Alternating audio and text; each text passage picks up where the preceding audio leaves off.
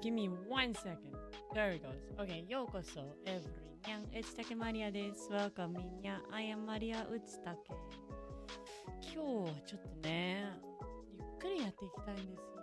I wanna just take it easy, you know? So, here I was trying to pop out chat, and then all of a sudden I did so. And where did my... Ah! I messed everything. Okay, no. I got Twitch back on. I thought I missed everything up on Twitch. Okay. Everything's working now.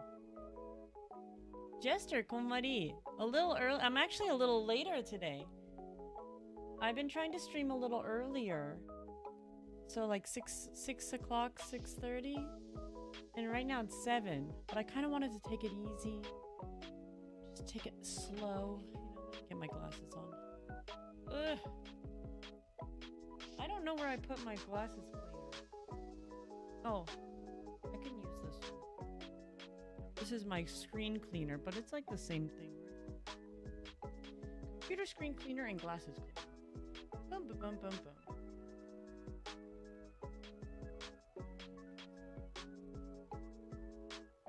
Usually start an hour later. Well, I was streaming before around 7:30, but I just told myself that I had to actually bring the time up because it was getting a little too late and I wanted to go to bed earlier. So I switched the streaming time just so I can not stream so late. Sometimes it's just a little too late for me because I recently have been, you know, I wake up around 5 every morning. Oh, shikere konmari. Well, before it was actually 4, but now it's finally cool enough for me to like walk the dogs around. 3 a.m. Chester, what are you doing, man? You gotta sleep. You're on a trip. You gotta be in bed if you're on a trip. I'm one of those people, if I'm vacationing, I'm in bed by 7 p.m. It depends on what I have planned. But for the most, I'm a morning person when it comes to like travel. Like I like to go and do things in the morning time. And then I usually stay out pretty late, but not too late. You know, I come, usually don't eat out. I don't like late dinner, so I'll eat dinner pretty early and then just walk around, see the sights, and then go back to my hotel or wherever I'm staying. Ah, jet lag. Tisk tisk. You know what's tough for me in jet lag is the fact I don't know what it is. I'm like that child on Christmas Eve when I travel. But it's like almost every day is Christmas Eve. I will continue to wake up early. I just basically don't get any sleep. I'm running on no sleep. I do go to bed early, but you know, just like the jet lag really gets to you. But I gotta go see the things. And then by the time I get back, that's when I crash. So whenever I ask for time off, I give myself at least a day or 2 days after I come back because I know that I will full on crash. So I need a vacation from my vacation. Alright, shall we play some Reverse 1990? It has been a while since I've played Reverse 1999. So I'm going to enjoy this. The gacha game is going to read to me. Basically, I just didn't want to read. The wise ones on this island used to strike the iron ingots. Start right off the bat. After years of careful arrangements and so this is the last event I played. Sound became music. 6's event. And that was the last thing I ever did. So we missed quite a lot. I did check out the summoning, but I don't think I'm going to summon this character. Yes. How many summons do I even have? 45? That's not a lot. 230. Oh, I didn't check one thing. Did I do this yesterday? 20% off. Is this the one I'm supposed to buy? No. Oh, is this the one I'm supposed to buy? It's not this one. It is this one. I don't have enough. Limit 10. They cost 60. I can only buy 40. 4. Monthly limit.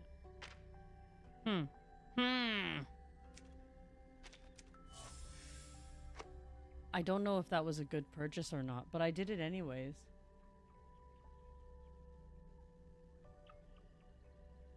You haven't logged in since the deer girl?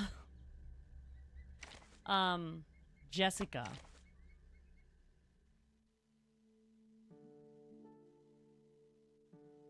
I definitely don't have her. Or do I? I do!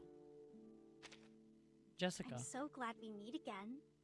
When you were gone, I collected every hair of yours and put them in that drawer. Yeah, if someone said that to me, I'm going to walk right out of there.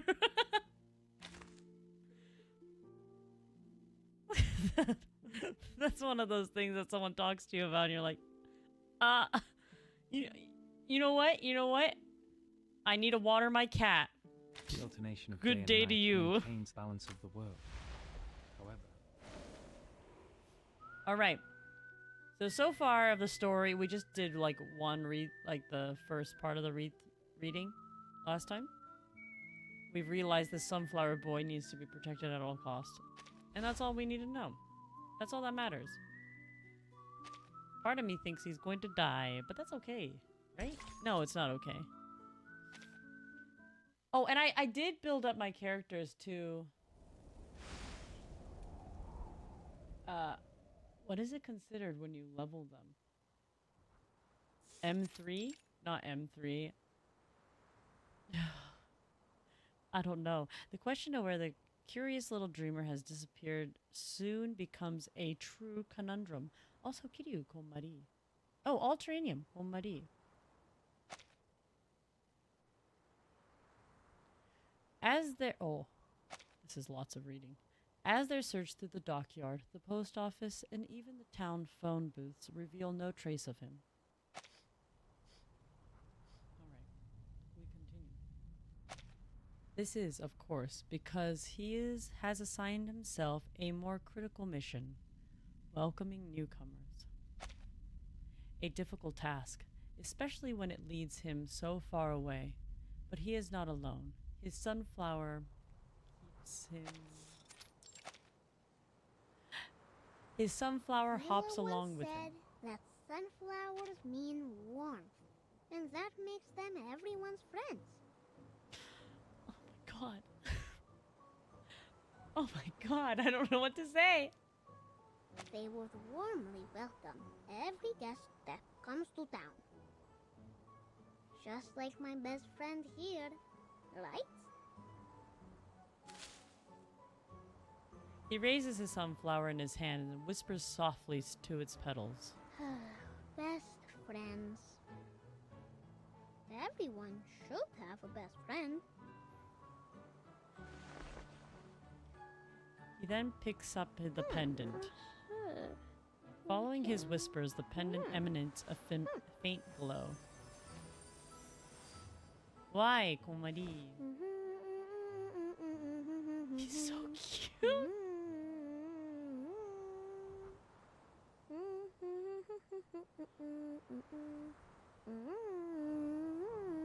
I don't know what to say to this. Meet my son. Now here are big friends, small friends, many friends. So that our new guests won't feel so lonely when they come. Small footprints continue forward through the snow, imprinting over larger steps. He is nearly caught up with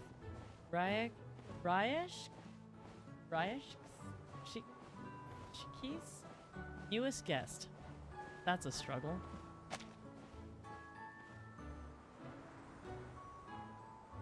Amazing.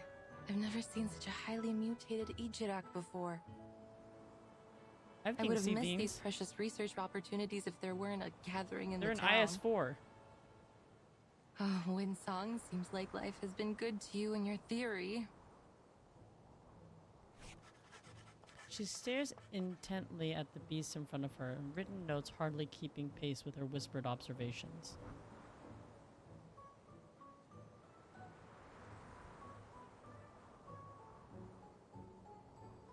The disorder in ley energy here has not only caused the exhaustion of the Runian mines, but has also mutated local critters to varying degrees.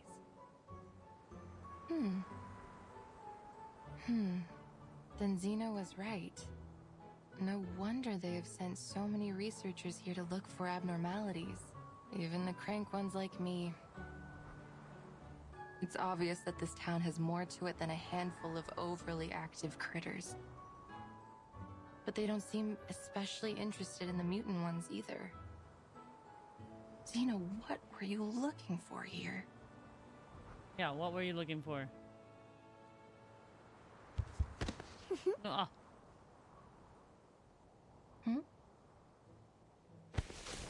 Sudden movement passing under her coat brings her out of her monologue.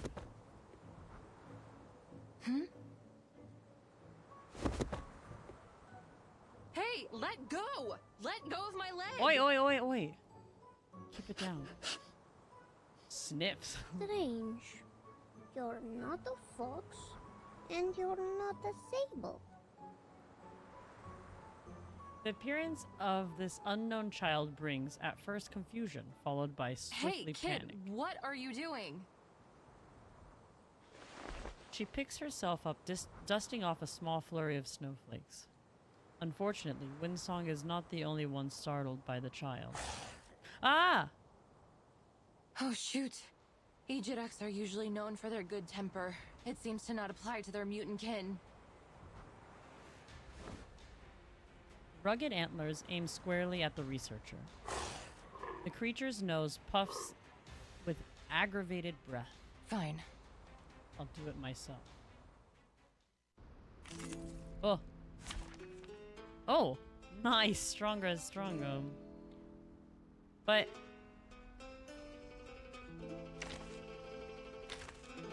what should I do? I mean, this is recommended, so we can do this. But I leveled up Pickles.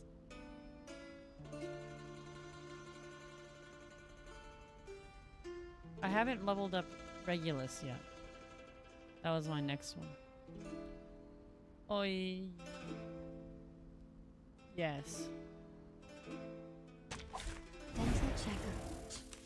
Alright. I'll try it with this one. It should be fine. We're still in like early stages. Relax. I'm aware. Merci. Oh, I should have gone for the other one. That's okay.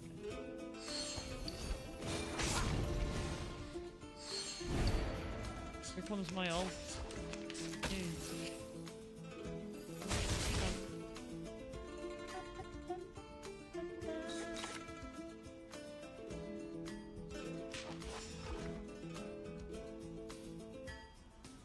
They're just little games. Bravo. Nice! Fight for the unarmed.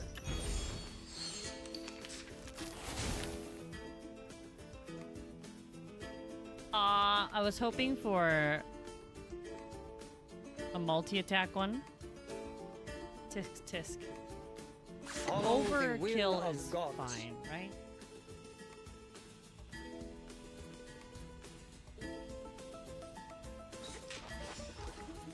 No worries. His trumpets sound. The judgment day has come. Hip hip! Hooray! Oh, and I level up. Lucky me. Wow. Природа — это числа и черты. Yes. Oh.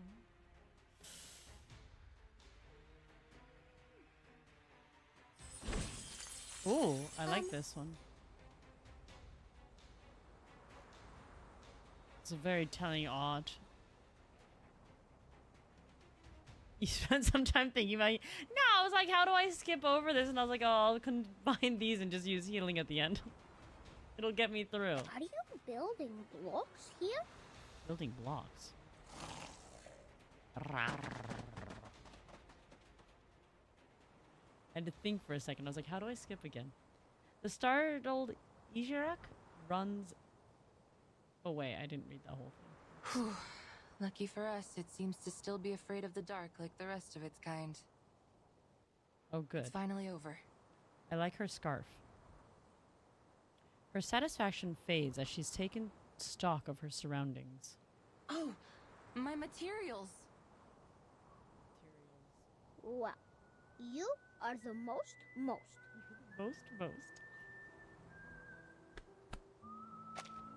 You are the most. What is that supposed to mean? When if someone said you're the most, I'll be like, thank you. His little hands struggle to reach any higher. He pats the freezing hand of the researcher. The most. You drove away all the bad creatures and protected everyone. The swans on the stage, the big burning furnaces in the factory, and even the uncles sleeping in the mine with Papa. What? I think they would all give you a big thumbs up. All a big thumbs up. Huh?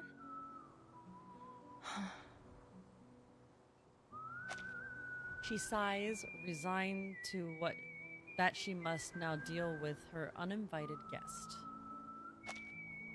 Though in fact, she is the one here uninvited. You can call me Windsong? Okay. Just to be clear, I'm not a spy, kid. I'm just a traveler staying in town for the moment. That's the most spy-like thing to say. I'm not a spy. She casually raises an identification card in her hand. A card adorned with familiar sunflower pattern. Ooh, but I have never seen you before. Hmm. Do you also like the rest in the water? Like Villa? Do you also have a beautiful blue tail? Strange questions prove difficult to parse, even one at a time, but the little boy circles around her, unleashing more than I have no idea what you're talking about, but I'm certain that I am not what more you in one think salvo I am, after little fellow. salvo. I am a researcher. We often stay in quiet corners when we work on a project, so you won't see us often.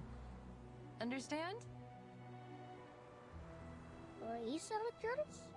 Like those people on TV? I saw them stand on a tall stage with flowers in their arms. They spoke a lot and cried. And then they were given a shiny medal. Villa said the medals were to praise them for being very clever. Very Can clever. I see your medal?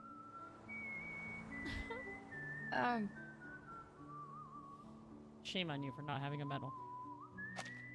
This last salvo penetrated deep. Windsong's face twitches unnaturally. Nobel Prize. That's right. Oh, the crystal on you looks stunning. It looks purer than those in the mine carts. Why do I feel like I've heard this voice somewhere? Windsong's voice? Her gaze centered on it, a beautiful crystal hanging on the boy's neck, a chance possibly to stop his barrage of questions.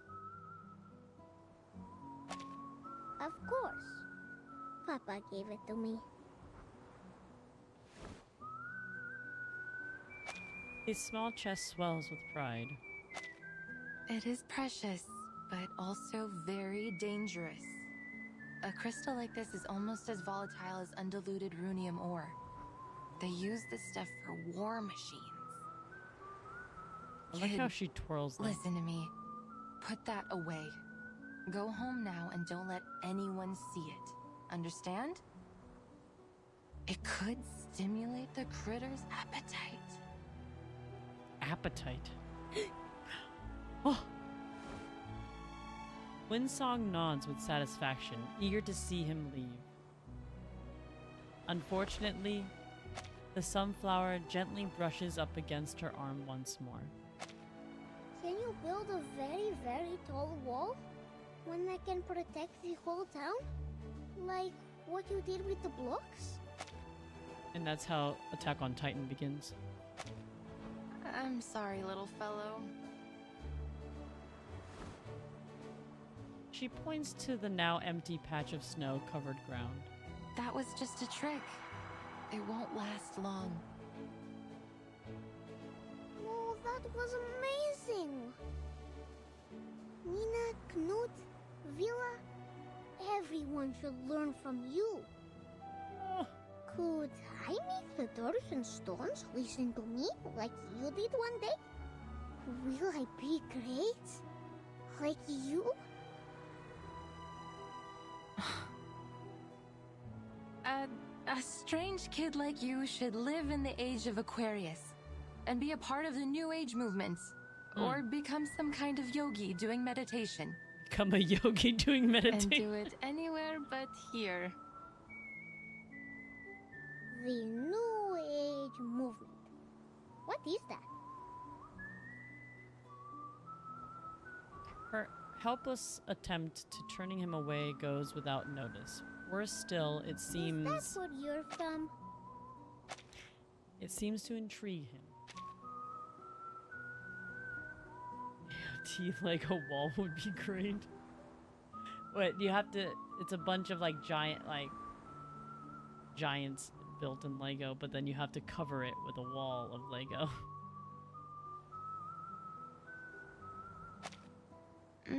It's not a place.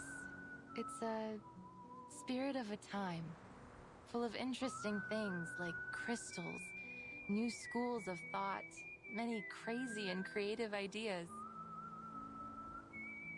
Will the sun close its eyes? Will the dark clouds spit on people? Dark clouds spit on people. Will our ships blow bubbles under the water? Somehow, the persistent questions stop being a source of annoyance. A subtle warmth of the boundless wonder shakes loose the frost from her heart, her smile turning from feigned to genuine. Of course. They even believe that the world is a giant piece of blank paper, and they are the artists drawing on it. And not only that, they are obsessed with bizarre ideas. Where did the Stonehenge on the Salisbury Plain come from? Where are the ships and planes which traveled past the Sargasso Sea now? No, we don't need to talk about this. I know there was this old guy that I guess he had wrote a small book about like health and wellness, and he was kind of going from store to store trying to promote his little book that he had written. He's this old man. He had just lost his wife, and so he was just I felt like it was very much like trying to make a friend. And he invited my family over to his place to show he had built a rendition of Stonehenge using rocks that he carved into to make it the exact shape in his backyard. I mean, it's a very small model of it, but it was just, you know, just I don't know how to describe that moment. No, not full size. It was very small. Like it, you know, it was, he had one model that he made out of clay that was like hand size, like you can put the pieces on your palm kind of thing. But then he had made a bigger one that's kind of around his garden. And it was just like the little things he talked about. It was, know, just lonely. But then, so he had gone out to make friends. But he had this little hobby that he made Stonehenge, and he was like, this is my greatest achievement. I made a miniature Stonehenge. It was really impressive. And he made it so that it was a sundial in his backyard. As well. Like, basically, you know, just that's... He's like, yeah, I just watch the shadows move around it during the day. And you're like, this man sits out here for hours watching a sundial move.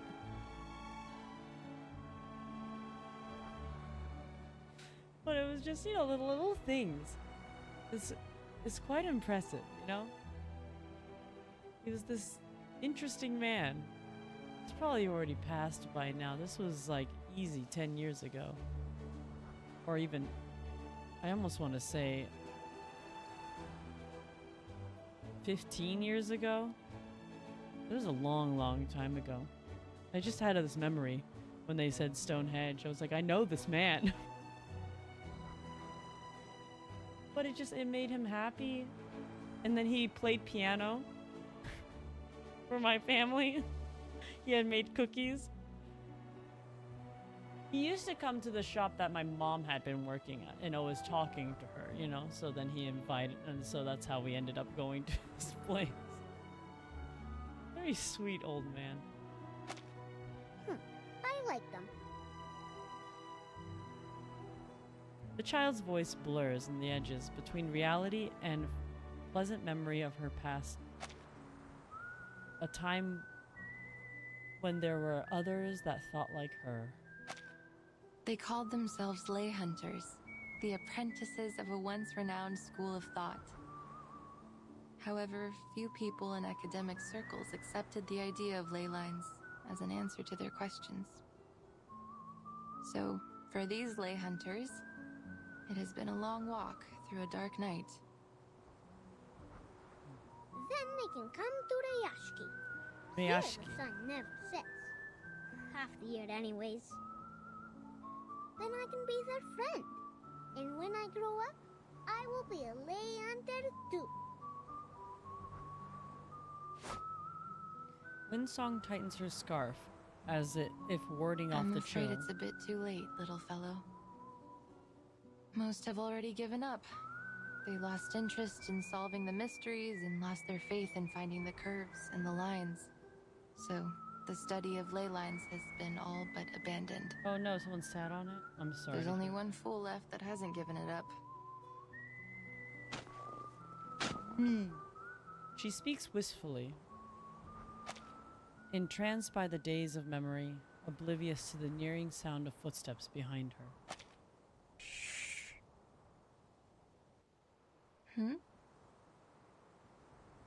And you, I suppose, are this only one fool, yes? Oh. Villa pulls Avgust towards her protectively and reproaches him with a ruffle of the child's hair. Please, ma'am. Believe me, I am not a child abductor. Jeez. Well, Windsong offers a pained gesture towards the boy. I think this isn't a good place to receive our guests. We have much more appropriate arrangements for new friends. But if our guest has any ill intentions, we will retaliate. Ah.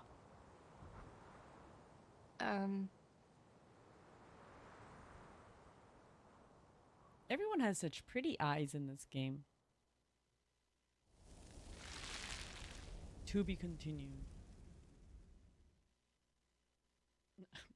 Almond tea.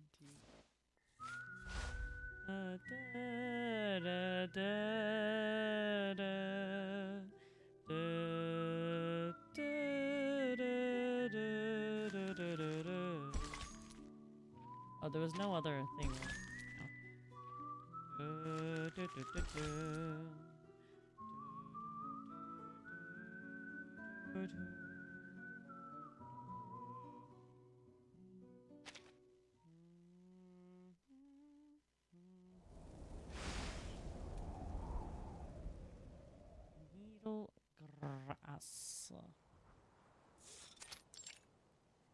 Cha cha cha. The group each harboring their own thoughts, returns towards the small town. Vila and Avgost humming along to a sing-song tune. The anxious wind song remains silent for the journey.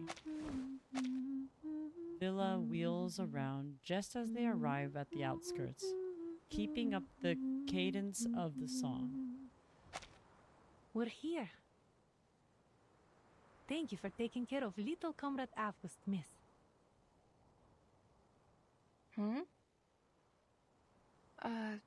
You mean I'm not here to be questioned? Or arrested? No.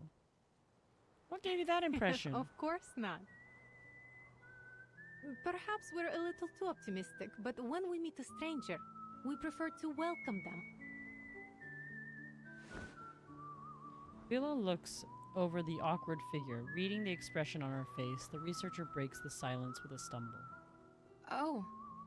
Well, I'm Windsong.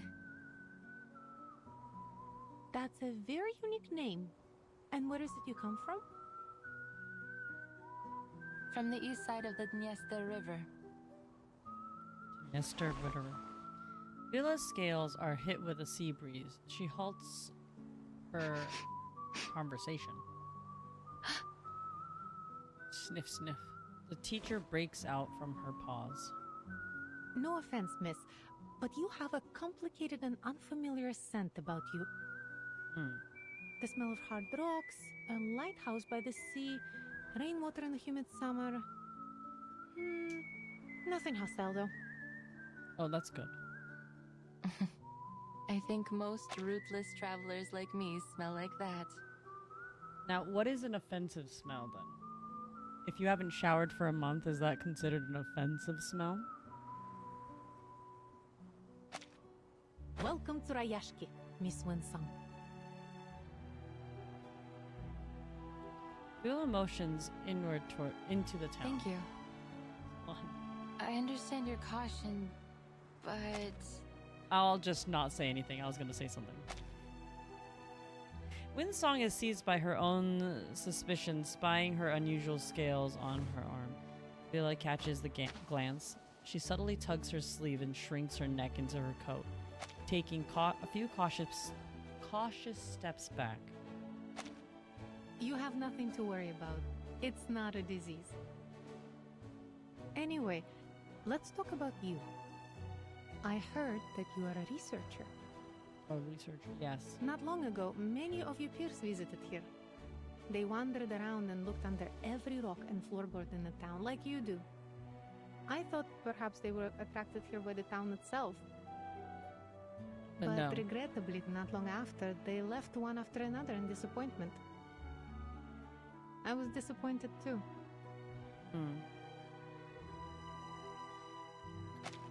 My disappointment is immeasurable. My day is ruined.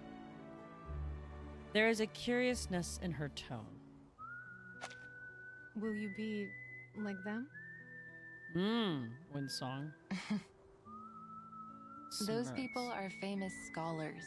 Of course they won't spend too much time on a project with unclear prospects. But I'm used to those.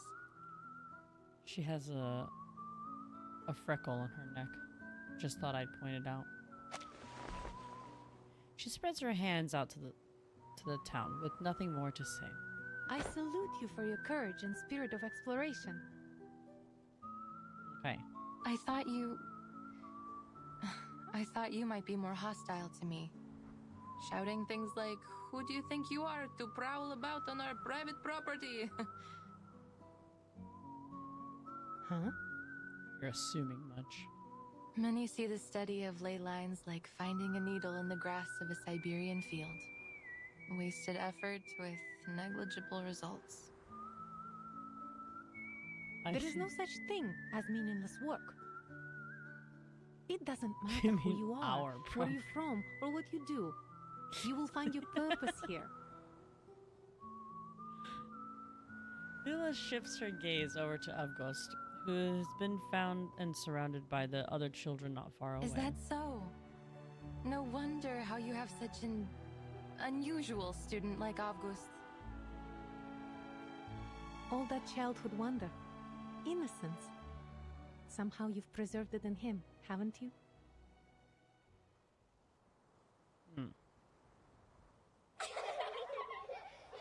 Children seem unconcerned with the new adult. They have their own world and their own rules to be addressed.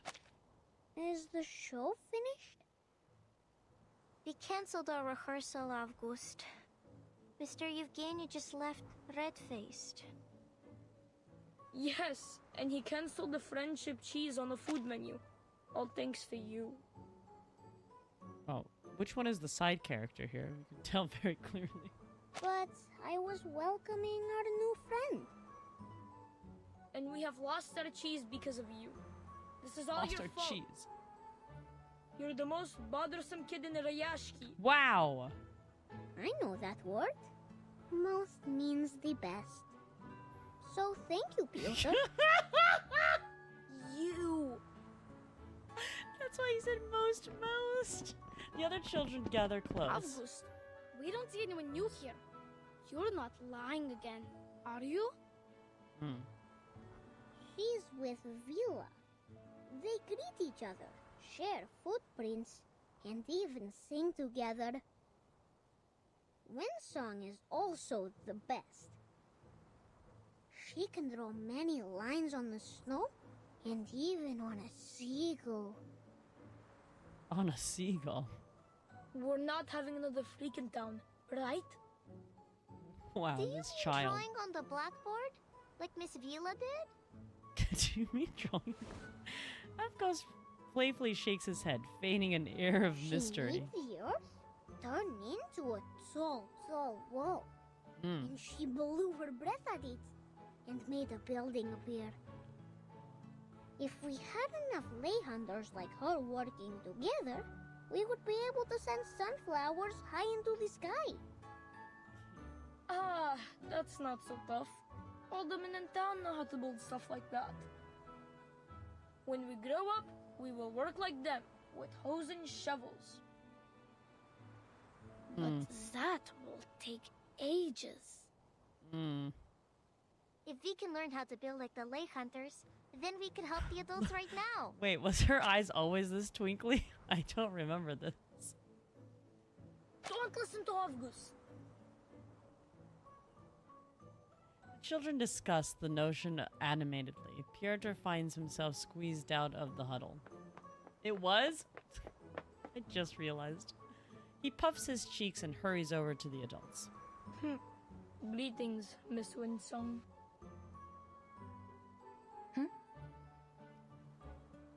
Is it true? Can you really shape the earth into different things and build things from it? Not exactly. The things I build with my arcane skill have only a momentary effect. I can't use it that way. I learned it as part of my research while studying ley lines. The other children join in. Miss Vinsong, those things Avgos told us, are they true? No, The sun Avgos that is a closes liar. its eyes, the dark clouds that spit on people, and the lines that can reveal everything. Clouds that spit on people. Miss Winsong, will you be our teacher? Like Miss Vila? Can you prove anything? Can you prove anything? Kids, All one very question at a strong time. questions. The children surround Winsong, catching her off guard. She looks apologetically at Vila. Sorry, Miss Vila.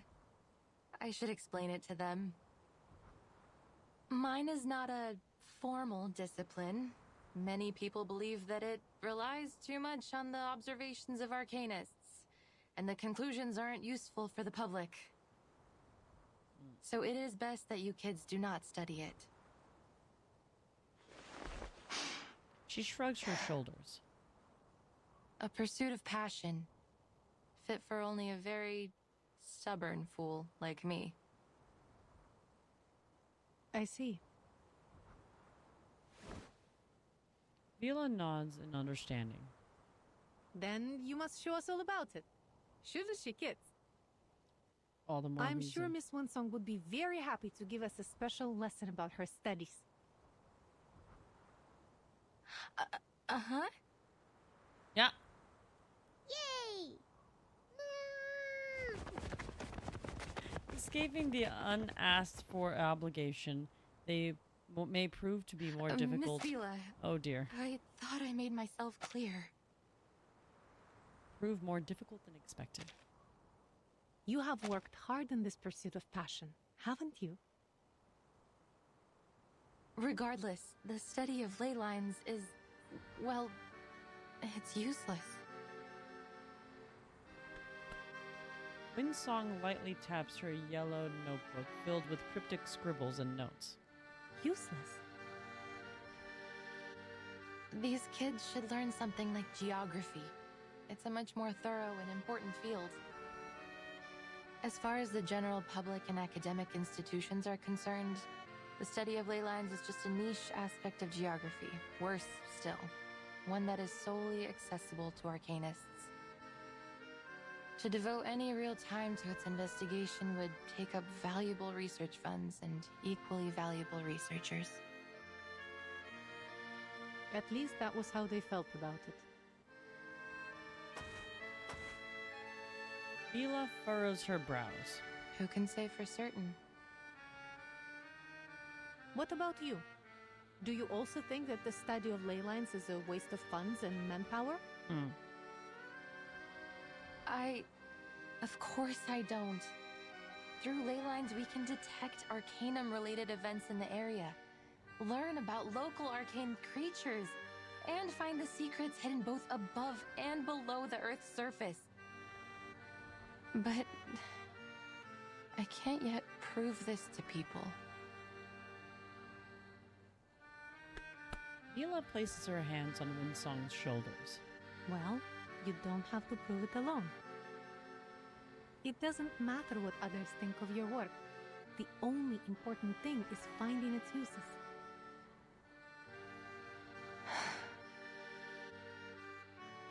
At first, Rayashki was just a remote village, far north in the Arctic Circle.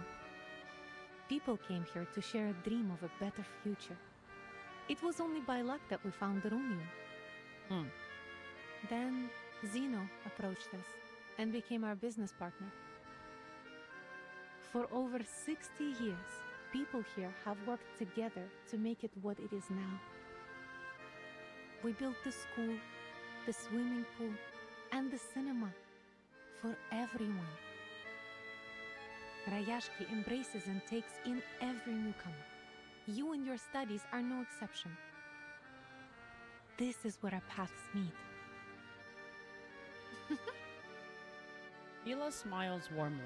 It hits like a warm sea breeze.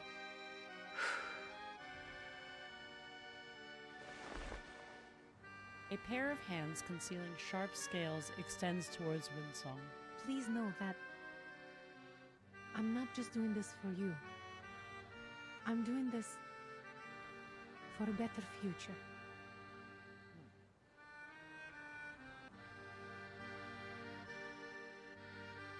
Vila glances at the children not far away. Some of them seem solemnly saluting a sunflower, as if it were a security guard team. A well-rounded education is vital in bringing up the next generation of scientists and workers. Our children should learn more about this world, even from those perspectives and types of knowledge that aren't widely accepted. Winsong looks at them and meets the face of her unexpected friend. He waves back excitedly. Thank you, Miss Vila. She clasps her hands. It is colder than expected, but warming. Welcoming. I'm sorry. Warming. Welcoming. Oh, good. Now on to... Oh, that's it?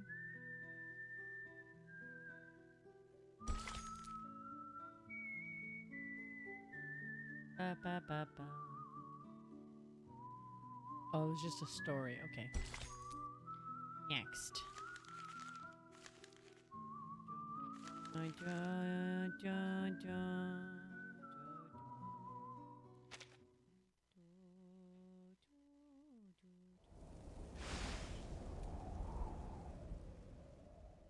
Said the gardener to the flower.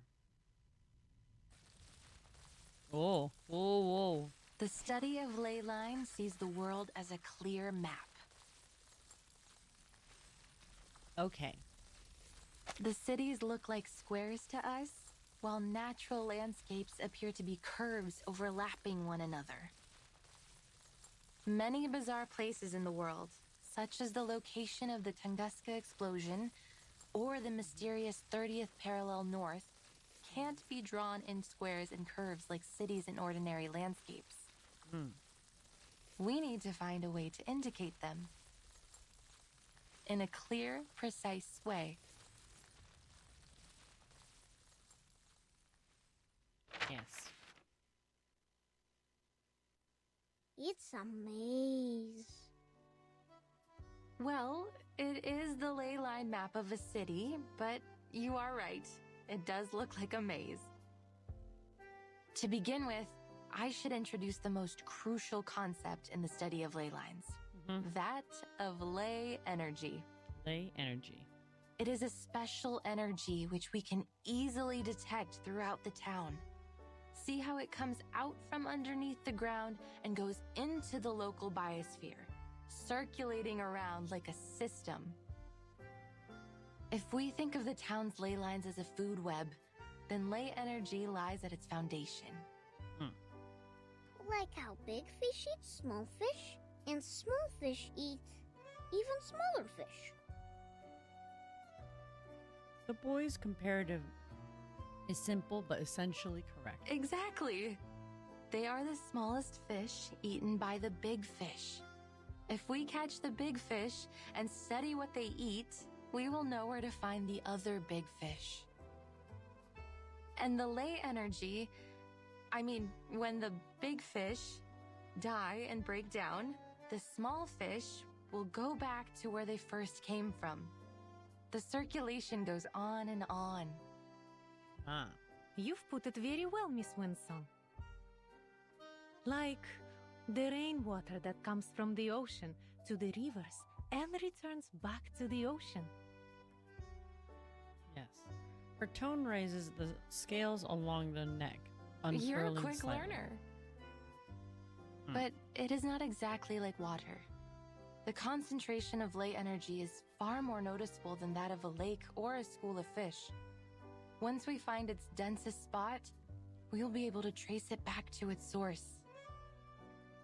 Then what are these bright spots?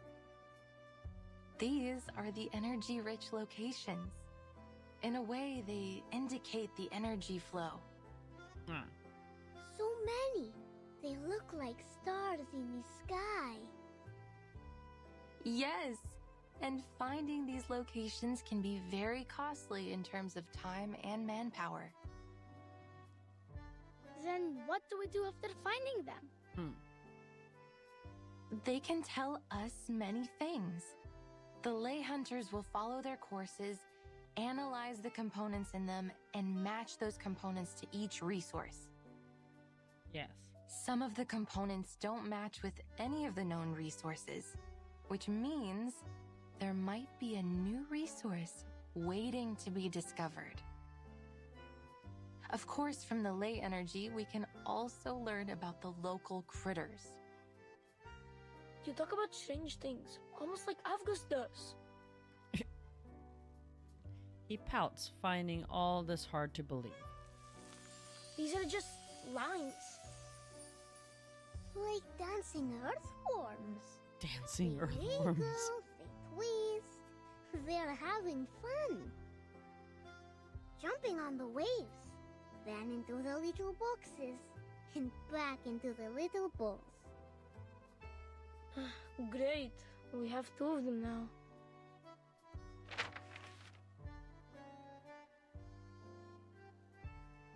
Just choose. Ah. No, not a classroom. They look interesting, but we don't really understand. Her theories are a bit complex for children at this level, even with the aid of a drawing. Cheer up, kids. It's not finished yet. Leyline cartography is complicated. It takes the efforts of many ley hunters working together, investigating the area, even braving dangerous and forbidden places. To this day, we've never been able to finish a completed ley energy map. Oh. Her enthusiasm dims, but some remain immersed in the world of ley lines. Avgust raises up to the complete drawing. I know it now. Huh? This is Rayashki. Huh? Ah, I see it too. And here is the swimming pool. That little square is our square. These little balls are our homes. Oh, I live here. The third ball on the left of yours. The children react with surprise when Song applauds. You're very bright, Avgust. This is the ley energy map of Rayashki. But Miss Winsong, why are you mapping the energy of our town? Have you found any secrets that we don't know? Yes. All the Children, secrets. right now you can only see what's above the ground. But there is even more ley energy beneath the ground. Winsong lowers her head, feeling momentarily transported back to a time long past, while her audience listens intently. Will the sun always be in the sky? Will the glaciers ever melt away? What lies in the darkness beneath us? Are there other critters around here that you've never seen? How should we deal with them? This topic sets off a clamor of excitement from the children. I heard once that there were many strange footprints next to the school windows. Uncle Patrick saw it. A monster with 6 legs, and each one has spikes. Whoa. That must be a kikirn, a small-sized Canidae critter, mostly seen in cold areas. But the ley energy might have affected the weather of their habitat, or they wouldn't be here in Rayashki in summer. The deep blue line here shows that particular one's movement. Oh. Or maybe Uncle Patrick could have drunk too much. Wow. The ley energy accumulated in them suggests that they mostly feed on moss and worms under the snow and stay near town. We can infer that this is a docile herbivorous kind of critter that is merely curious about human behavior. I think feeding them will be much more useful than driving them away. Oh. Vila nods thoughtfully. Since these critters began to overrun the area, the defense team has encountered many new creatures. I can feel there is something strange about them, but I can't yet understand the differences. You provided a different angle on the situation, Miss Winsong. I believe it would help the defense team greatly. These new discoveries have provoked interest in the teacher and her students alike. The fires in the furnaces are out. The bees and kites dance around the pond. White moss is on the wall. Oh, storms will fall down from the sky. What? His bizarre yet ominous statement seems to upset the others. Stop saying these strange things, August. The defense team will keep the critters out of town and protect everyone. And there will not be any stones falling from the sky. Piotr stands up, fist clenched and face flush red. Is everything all right, Piotr? Yeah, you're lying. Ryashki is safe. It will be our home forever. I hate to tell you this, kid, but what Avgust just said could be right. I have the same feeling that the good weather here won't last too long. She gazes outwards. The sky above is gray and growing darker. Look at those thick gray lines. Those are the traces of cloud movements and moisture. Now they're mingled together. But the sun will still be shining. Miss Vila said that the polar day will last for a very, very long time. Miss Vila was right. And past statistics don't lie. According to the data, the weather here should continue for the next few months. Yet the ley lines say otherwise. They say the weather will be extremely unpredictable. You're making things up. The forecaster on TV said the weather in Ryashki will be temperate in the coming months. And the weather forecaster was right, according to his analysis. But life is full of surprises. I know why you're concerned, Miss Winsong. I feel the glaciers are melting slightly faster than usual. There is going to be a warm front forming from the melting water. Winsong looks at her audience. She has half hope that some opposition from them. But will there really be stones falling from the sky? I can't say anything for certain just yet, kid. All I have is this incomplete map. And as you can see, many sources of the marks and traces haven't been located. Which means we can't come up with a precise calculation.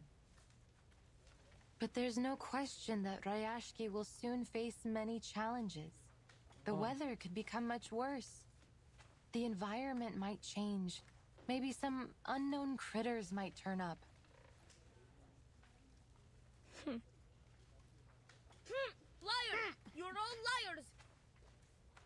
Ryashki is our home, so it can be dangerous. The class bell rings in an inopportune. The children rush to the classroom after another. Wait, I didn't read that at all. If your feathers get wet. What? Winsong sighs, although she hasn't hopefully adapted her. Whoa. Although she hasn't fully adapted her new role, she must keep up with the children. Vila intercepts her. They will need some time to take in all this new knowledge. Don't you agree? I thought I could handle all their questions. I think I made things worse. Sorry. Have faith in them. They will come around.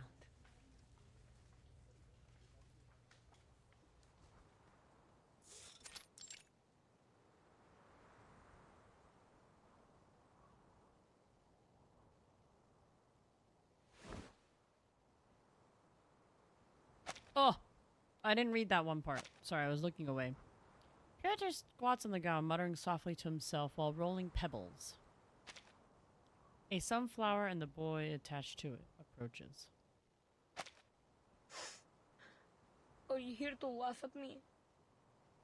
All these stories of monsters and falling stones, they aren't good at all. I overheard Mr. Evgeny talking. He said the town has so many problems, and soon what some people think will decide our future. If people believe in those terrible stories, maybe they will be scared and they won't come back to Ryashki. Our town will be forgotten. But I wasn't lying. Choking tears fill the small town. Rustling sound comes up behind the flower bed. Ah! Crimson eyes set in a furry head observe them with curiosity. Hello, Kikiru. Ah. What? What are you doing? I will draw its attention. You go find the defense team for help. The older boy opens his trembling arms defensively.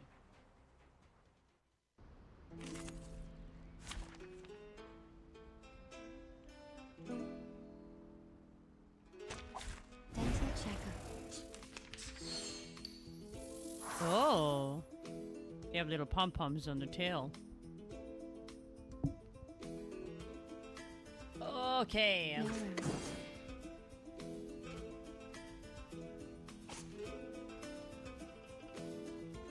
Relax. Bravo. Thank you for your cooperation. Oh, so close. Don't touch my bag!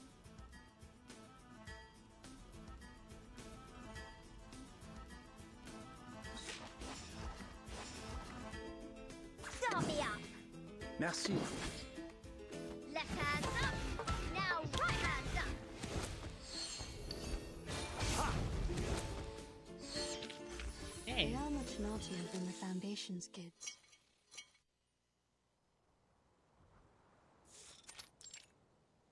Children's Square. A mound of sunflower seeds is presented on a pair of tender hands. Moist nostrils approach, and the rough tongue greedily curls around the seeds.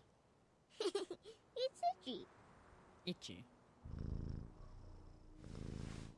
The Kikuran purrs contently, and now empty hands stroke gently on It feels warm, doesn't it? Miss Winsong said they can be our friends. That they will bring seeds to every corner of the town.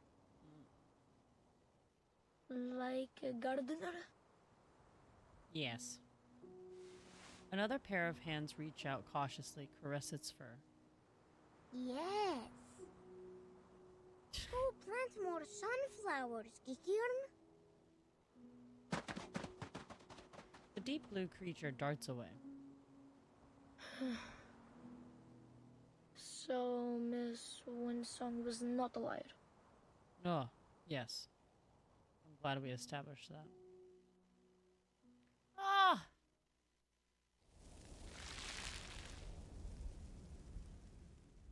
Nice.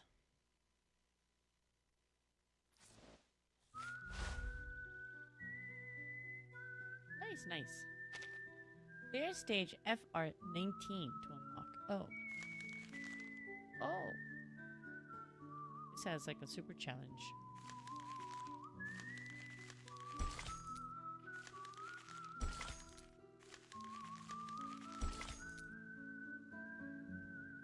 Ooh, a whirlpool.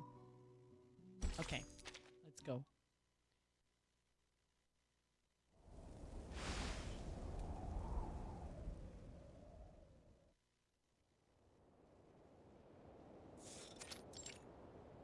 Port. A warm current of the ocean is a stranger to this place. The warm current of the ocean. The long, silent dock seems to be pining for use, for visitors to bustle once more with industry. A lone figure stands there, resolute, unblinking. Benny.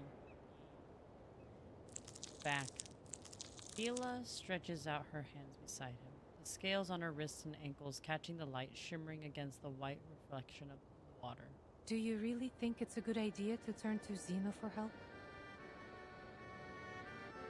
We have drawn almost every man and woman from the mining facilities to get rid of the critters nesting around the port. Most of the defense team were injured. Some lightly, but others got much worse. It will be weeks before they can return to duty. If an attack like the one at the rehearsal happens again, I'm not sure we will be able to protect ourselves. His stance doesn't waver, but his face turns stiffly towards the abandoned mines in the distance. Kittiwaks screech and swoop down the vast white tundra.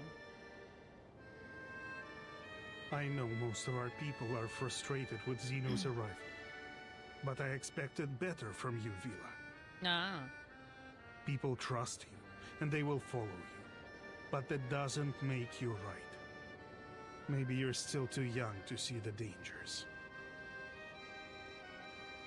I might be wrong. But history is a long lesson in learning what is right through being unafraid to be wrong.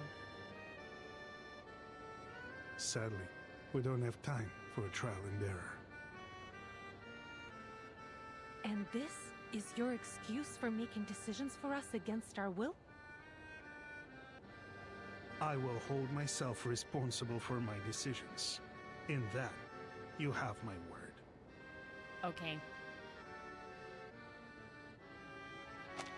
Their conversation reaches a deadlock once again.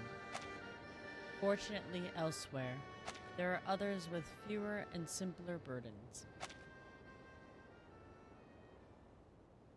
Today is the day of our welcome ceremony.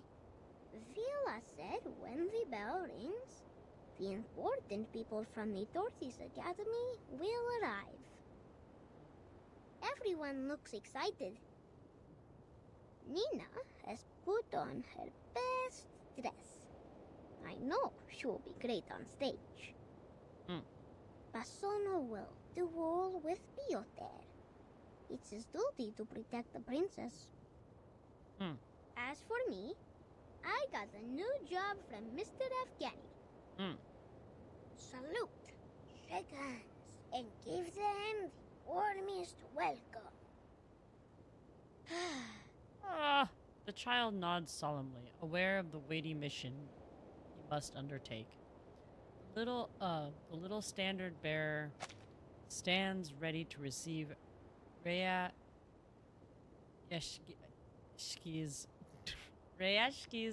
greatest guest. Oh. What, this? There are bubbles in the water. The critter pops its head out of the water, two eyes staring out at the boy with bewilderment. We meet again, Kikirn. Are you planting sunflowers under the water?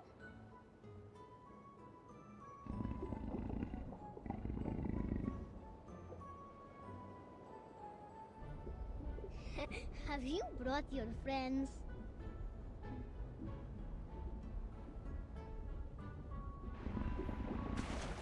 Bubbles swell and open surface of the water as more Kikiorn break through the slurry of ice. Though their particular appearance differs from one to the next, they all possess the same large lamp-like eyes. 1, 2, oh! Your friends also have 6 legs! Around with curiosity. Look!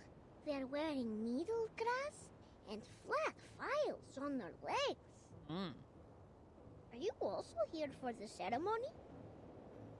The child takes pride in his imagined duties. Welcome, Kikirn and friends. Welcome to the prettiest town in all of the Arctic. Rayashki. Please enjoy our song. His cheeks flush with a spirited childish voice reverberates in unison out in the sea, into the sea ahead. Seagulls take flight and the distant stern statue springs to life and rushes over. Comrade August, what are you doing? Whoa! I'm welcoming Vicky Kieran. The child happily salutes the Kikiorn and they step back into the dock. Get out of there, they're dangerous. Defense team, drive them away. Wait! These are Kikirn. They're not aggressive. They're just curious about us. The kids seem to like them. The defense team moves swiftly and without hesitation. Get rid of them. Ah!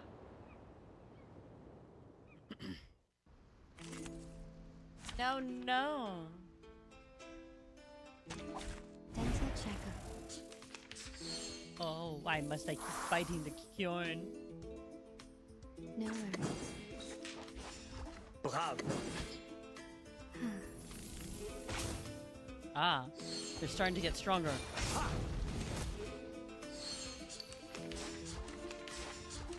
Peace and love.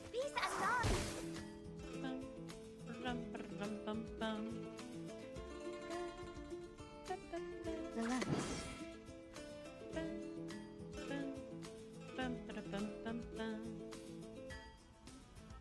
Merci. I think I can get away with it. Bravo. Okay. Oh, go, Thank go. you for your cooperation. The sword Ah. is drawn. Oh, it was fine. They are much Yee yee. naughtier than the Foundation's kids. Yay, yay, yay.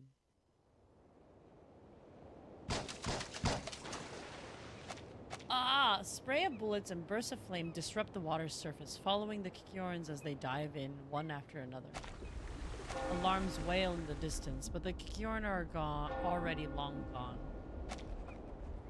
The children who came to see them are left on the ground, ripping their hats over their ears. The Kikirans are all gone. I think they don't like us anymore. I don't know.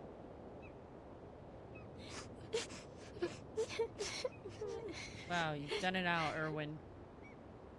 Shake my head. Comrade Yevgeny. Take the kids back to where they were, Comrade Villa. It was your duty to protect them. Now. His order fizzles out as soon as they are said. Maybe if we make the town a better place, more friends will come back. Then they will also come back. That makes sense. The researcher observes all this from a nearby vantage. Her notebook rustles with a sigh. The family of Kikiran includes dozens of subspecies, but none of them are so greatly adapted to water as this. That is to say, they might also be affected by the ley energy under Rayashki. Oh, Sir Gotcha, money. Pity that they were driven away. There was much we could have learned from them.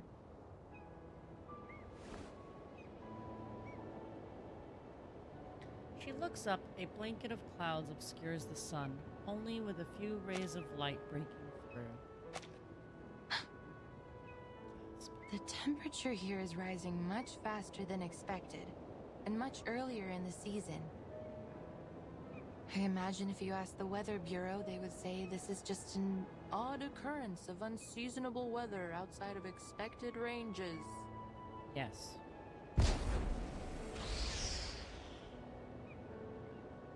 The booming sound of cannon fire interrupts the windsong's train of thought.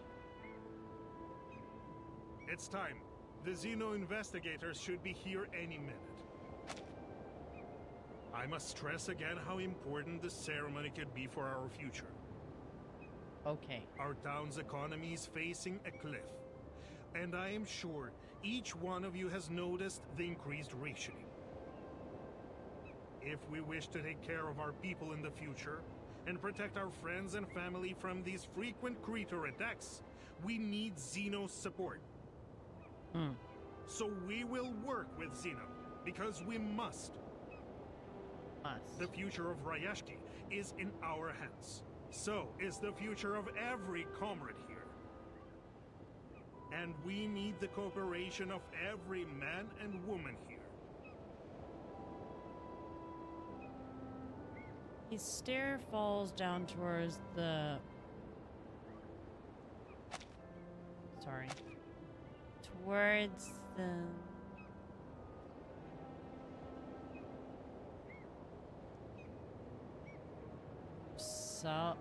Salka's vibrant trail. After a pause, his target replies. Xeno's ships are very fast, so as soon as they appear on the horizon, our ceremony will begin. Understood. The choir rises in unison, looking out in the pale blue horizon. The sea responds placidly. Salmon leap out of the water, seagulls circling along with the empty coastline, yet no sign of anticipated ships appear. The quiet expectations Xeno was late. of the adults set the children to whisper. so late that Miss Villa would say they were absent. Absent. Do you think something bad happened to them? What are they doing there? No answers come, but the new events catches their attention.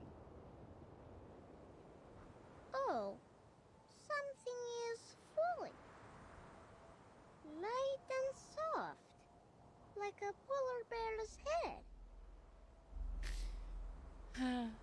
Dark clouds press down on them, blocking out the final rays of sunlight.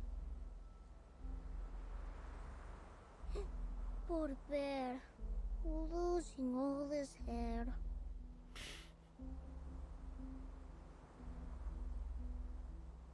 Snowflakes flutter down across the gray sky. Converging in the blistering wind, they fall towards the town. It's snow! What? How can there be snow in summer? Is this related to the strange thing Avgus said earlier? If so, I'm happy that these aren't stones or a dark cloud spit. It's dark cloud spit is what it is. The children huddle near Avgust, astonished by the accuracy of his predictions. Avgus! I can't believe it! You were never right before. Ugh. Oh, it's chilly. The snow is biting against my skin. I'm sorry, Avgust. I shouldn't call you a liar. He lowers his head hesitantly. But will what I ask you really get into trouble? A gentle hand nudges Piotr, in the motion learned from someone older and wiser. Piotr, we will not be defeated. Not by clouds or bears. Look.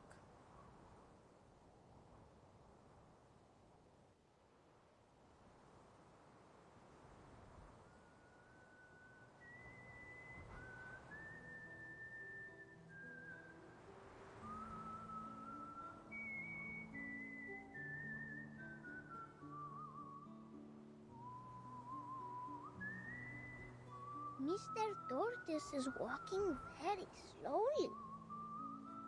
But no one has left their position. For Ayashki. You little swans must go back to your lake too. Go as fast as you can. We will. Don't forget your own job, Avgust.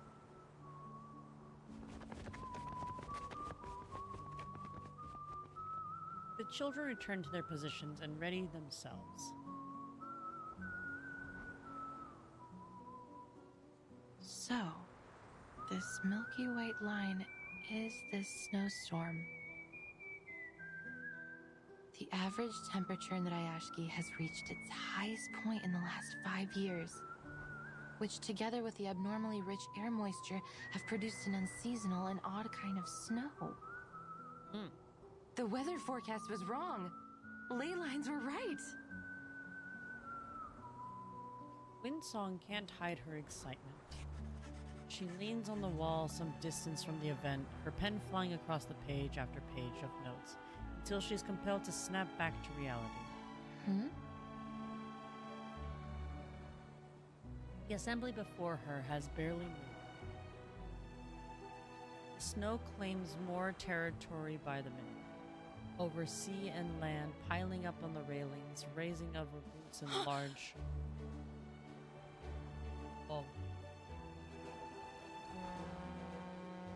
Distant foghorn accompanies the sight of a flag piercing the horizon. Zeno has arrived.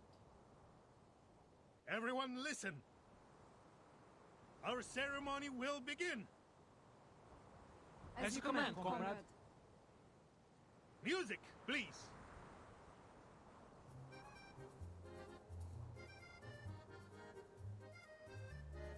NPC face. Отпусти вчерашний день, оставь прошлое. Каждый шаг рисует новый день. Не смотри назад, не тяней в медно, светлые небеса путешествуем.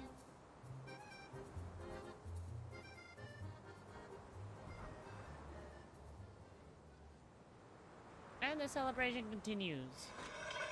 The steamship pulls into the rudimentary harbor, but no further movement follows. The porthole opens, but no voice comes out, no sound whatsoever beyond the lapping waves. A letter flutters out towards the anxious crowd. It's a pleasure to speak to you all, our valued friends in Ryashki. Wow. On behalf of Xeno Arms Academy, I am here to announce the details of the Xeno-Ryashki Cooperation Agreement. As many of you have expected, a squad of armed troops will soon be sent to aid you with the critter problem. However, having given it careful consideration, we have decided that the town of Ryashki is no longer viable for our continued support and must be abandoned. We advise that all residents prepare to be transferred to a new post immediately. What? Thank you for your cooperation. What? What? What?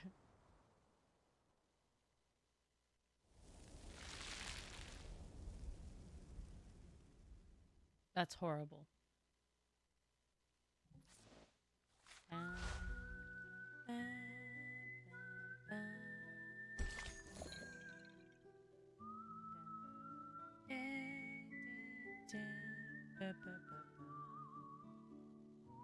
Surprise.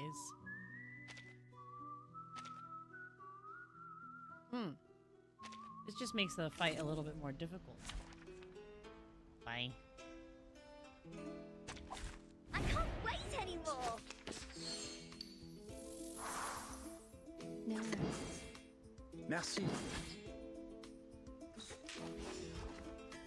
Please, don't resist. Oh my gosh.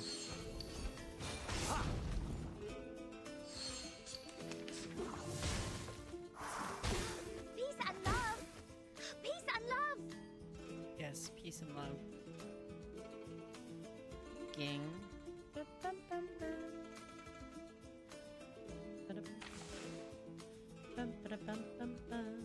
They're just little games. Brave. It is too, but it's okay. Oh, release! Fight for the unarmed.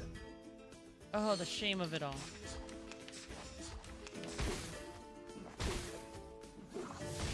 Peace and love. Peace and love.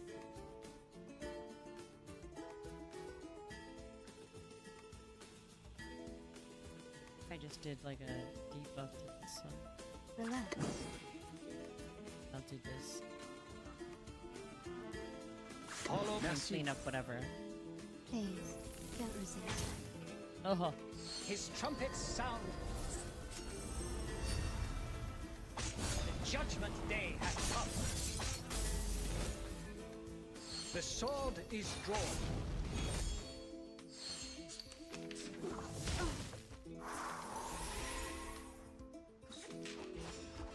Start me up. Brave. Left hand up. Now right hand up. Yay. They are much naughtier than the Foundation's kids. It's fine. Okay. We continue.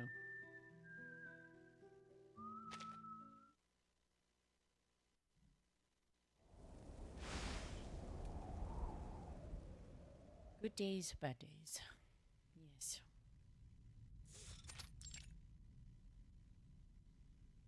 I don't see the point of your reluctance. Ah.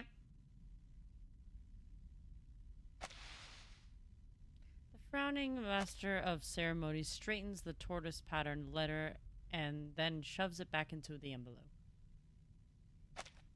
The letter conveyed Zeno's decision clearly. I suggest we warm ourselves up with a few drinks before we go. Do you have any stowage in town? Better than sitting here dwelling on the things that cannot be changed. Please, tell me you have something like cocoa here? What? The long-awaited guest stretches lazily, as if no one is around, and sinks into the couch. The tension in the air hangs like fumes, waiting to ignite. This is not what we agreed on earlier, Mr. Bertolt. Yes. Calm yourself, Villa. You must be mistaken, my very passionate friend. I don't like this Sino guy. sent a warning months ago. The estimated value Ryashiki can add to Sino's program is less than satisfactory. Further support is no longer recommended. Should any new valuable resources be found in the region, please reply to this letter as soon as possible for further assessment.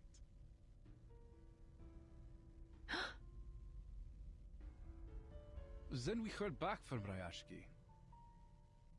In fact, the sender was you, Evgeny. Yes, it was. And it was you yourself that argued the most compelling point, I have to say. One that has drawn the higher-ups' attention, and the reason why I was sent here. I believe you wrote, I have total faith in the quality of the people of Ryashiki. Their solidarity, dedication, and motivation have proven invaluable to us. Yes. I am certain they would carry those same strengths of character and skill to any post, no matter where they were assigned. Wow. He folds the letter and hands it to Vila, her face blank as a canvas. Zeno accepted my application. Of course, I asked around before making my submission, and Zeno seemed to have a good reputation. It was a golden opportunity to join them. It is. But do not get us wrong. Our entrance requirements can be most difficult to meet. Zeno only takes in the best of the best. You want some of us to work for Zeno?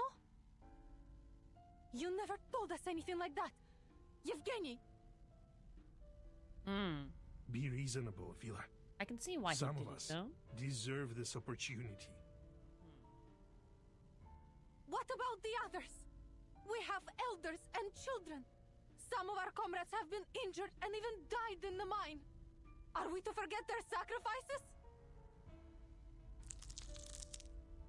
She tries to suppress the gills on her neck as they... Relax, Was my they friend. what? That's why we sent our very best biological control squad. As they heave violently. We will escort you to the nearest shelter. Another wave of relentless waves of shock. Face reality, Vila. I know how much effort we have put into building this town, and I understand you have this dream to fulfill. But we must prepare for the worst. We may have to give up on our Ryashki. He takes out the documents covered in scratched notes and annotation and hands it to her. Read this. What? Ryashki's... Field investigation has confirmed that the remaining runium reserves in Ryashki are around 0.0173 kilotons, which is less than 0.275% of our average annual output. The mine is located high within the Arctic Circle, which has entailed significant transportation costs. The harsh environment is also wholly unsuitable for building any permanent processing facilities. In addition, military spending on the region has recently been elevated 3.61 times due to increasing animal and critter attacks, and that number is still rising. Clearly, the region is now incapable of self-management.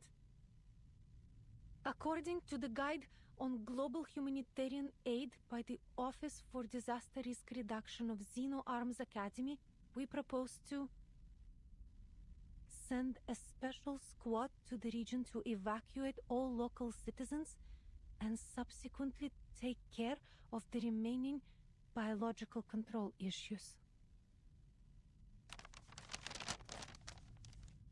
And our admission standards will be lowered at Zeno's discretion, so that you will all find work with us somewhere. Zeno's representative offers a timely, if unconvincing supplement. Oh dear. And the paper creases and crumples in the ball. I'm sorry, but this is reality. From the start, this ore was the only thing they wanted from us. The environment here has always been harsh for mining, but we overcame it and sent our shipments to wherever Zeno had need of them. And I salute each one of you for your work, my friends. But now, our mission is over. Hold on. There is no doubt in everyone's mind the Runium has the I believe all of you lifeblood will of continue the to work key hard of in its your new survival. positions, no matter what. You shouldn't rush to a decision. We are discussing Rayashki's future here, Yevgeny. For 6 decades, the people here have put in great efforts. Our grandparents didn't even have construction equipment at the beginning. They built these houses with their own hands. We shipped over the planting soil. We built walls to keep out the wind and snow. Within the meeting room, the cloistered walls, the air is heavy with moisture once more. When you came here, you brought books for the children and introduced us to a species different than humans. You became one of us. I'm not happy about this either, Comrade Vila. I won't buy that, Comrade Yevgeny. This is not just about my dream, but everyone's dream. Or have you forgotten what Rayashki was meant to be? Yes. A utopia built for and by everyone. The voice, one which would sound across the land and seas. Hold on. There we go. I remember every word of it. Yes.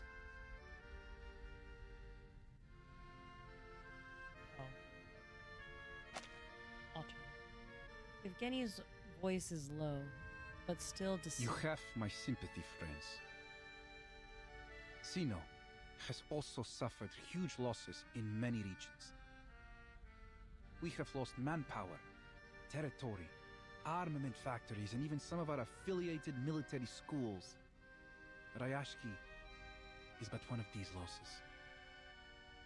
We know how you feel right now. He shrugs his shoulders, his face a picture of unhelpfulness. But Zeno has his own problems to be faced. And investing in these new industries, purchasing fancy equipment, all these things Rayashki will need. All of this takes money. And even Zeno must be economical. Shouldn't the people in Rayashki also benefit from these global benefits Zeno has promised? Well, we will get there, my friend. Maybe slowly, but we will get there. Trust me, Zeno has done everything they can for you. We need to keep our eyes on our goals and stay on the right course, so that we won't get lost in these turbulent times. I like this guy. No.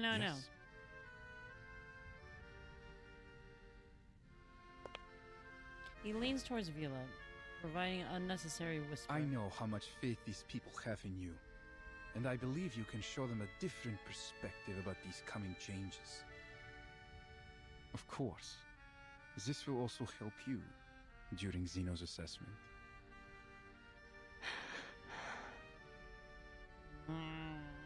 Good luck, my friend.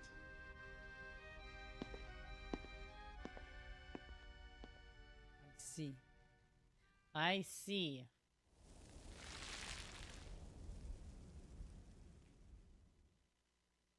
far along in the story are we? I don't remember how many. How many there are always. 16. What number were we at? 10. We're about to enter 10. Okay. Finish the progression of Song of Praise. The following unlocked journeys. Construct 2 factory areas and life goes on. Oh. Crisis mode.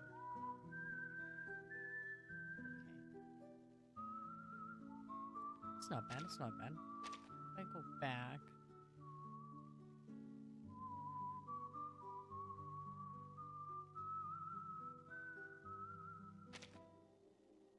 Oh, it's this mode again.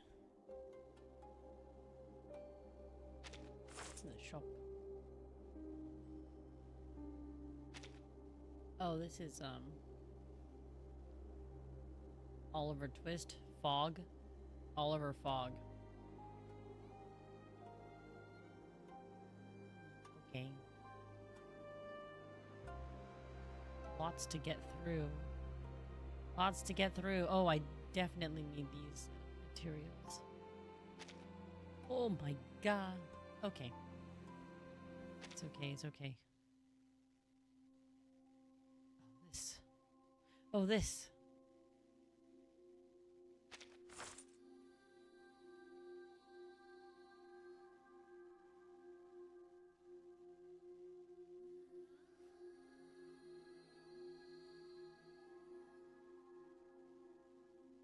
Spend this stuff from last time. Anecdote. Oh, I don't know what this is. Silent gaze. Entering a battle, the carrier gains damage taken -5. Each round, the carrier gains a damage bonus +3, stacking up to 4 times. Interesting. I don't think anyone in my squad needs something like this, but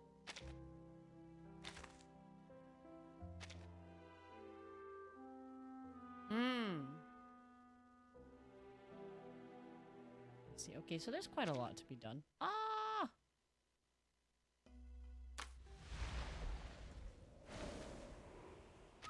We'll continue.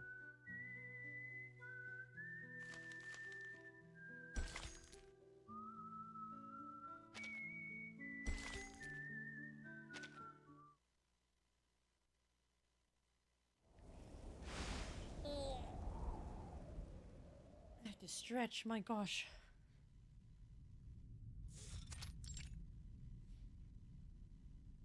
The reserves of Runium running dry, the appearance of new critters, the sudden snowstorm. I have connected the ley lines of each of these phenomena. The map is nearly complete. Wow. She unfolds the complex blueprint filled with various lines and marks. But still haven't traced many lines and marks back to their source. Perhaps if I go back to the factories, into the restricted zones. But I can't do that alone. No. Definitely not when the situation in town is so unstable.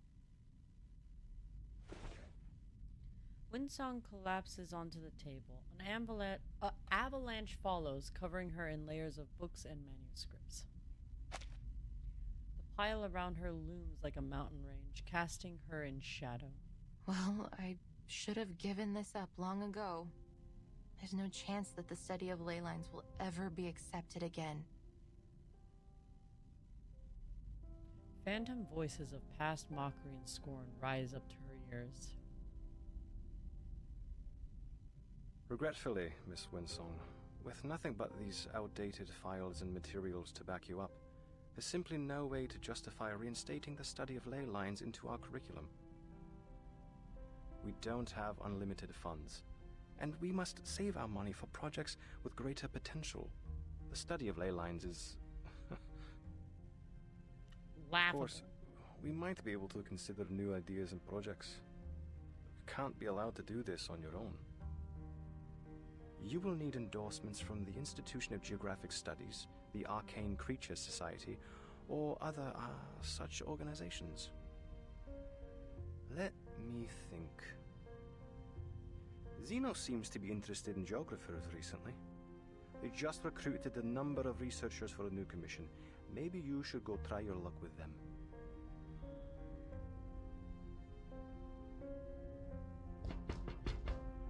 An echo of the nursery rhyme rings in her head, rings out from beyond in your head. Clearly, it's in my head. An echo of nursery rhymes rings out from beyond her self-made mountain range. But she is all but oblivious to it. The submission date is getting closer each day, but I've made poor progress. Zeno won't endorse me if I can't find a breakthrough. They have become more and more radical and desperate lately. First, they sent those researchers here to conduct their haphazard studies, and now an armed force? And all this effort just to chase the rumor of some source of perpetual energy? That this perpetual energy source must be hidden somewhere beneath the permafrost. The higher-ups call the shots. All they need to do is spread a little honey in the right places. Then all the little researchers will swarm on it like flies. But could there really be a magical power source like that? Whether there is or not, I still have a map to finish. Yes. There's no way that I can map every ley line in the region all by myself.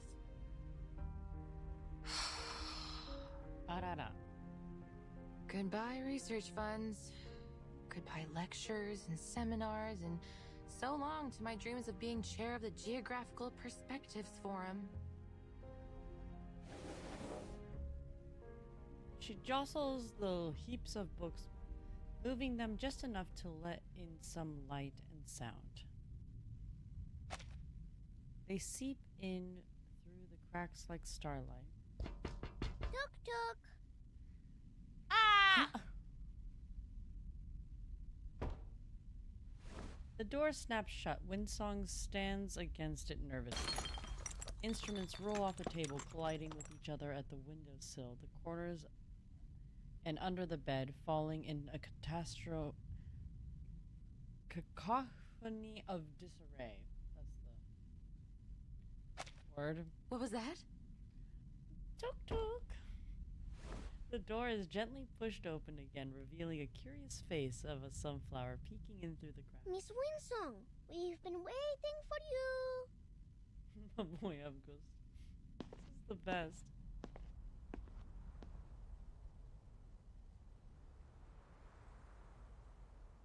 As far as metals go, the design is a little cruder than expected. The damp paper doesn't seem to quite have the same gravitas as gold or silver. Still, Winsong has fantasized countless times of receiving such an accolade for her work, even a paper one. Miss Winsong, we prepared a special medal ceremony for you in August.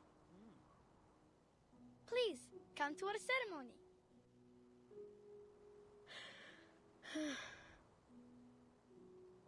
We just wanted to thank you for teaching us.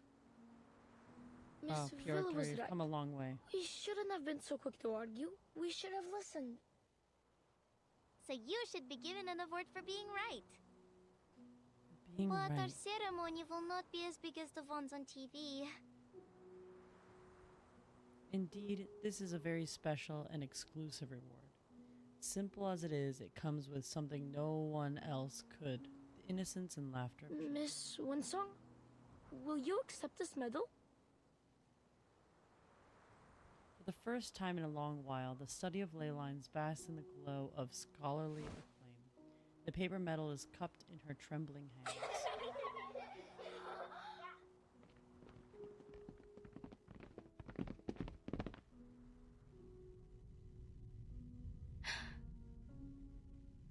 I have no cup to put this medal in, so we can't toast with it in celebration. She sniffles. But Now I know. No matter what, I won't be returning empty-handed. Thank you, kids. Do you mean... are you leaving us?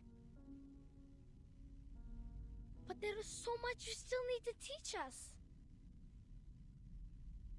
Ryashki embraces every guest, including you, Miss Winston. Don't you like it here? The children are on the verge of tears. She is pulled in helplessly too. But those things I heard at the welcome ceremony. Won't we all be leaving soon? No.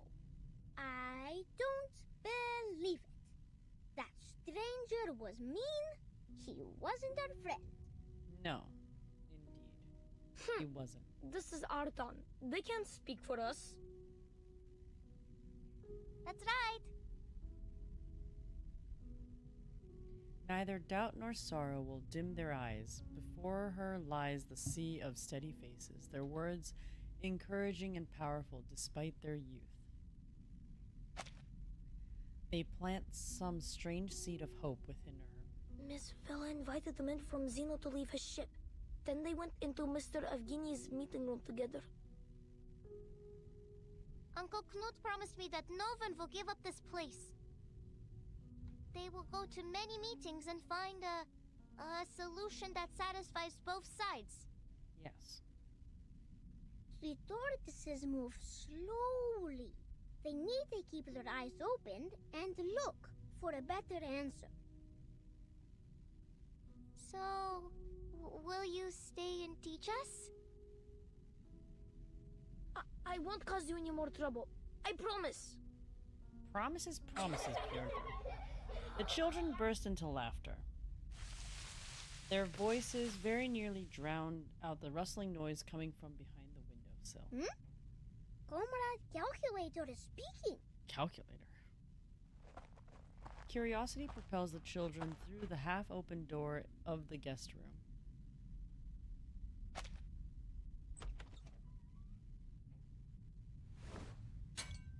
Oh. Hello. Oh. Comrade Calculator, are you giving the earthworms directions? The clamor by the window crescendos.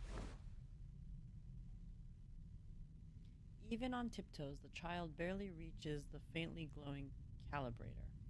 Unfortunately, he is not the only one reaching for it. Oh. Oh.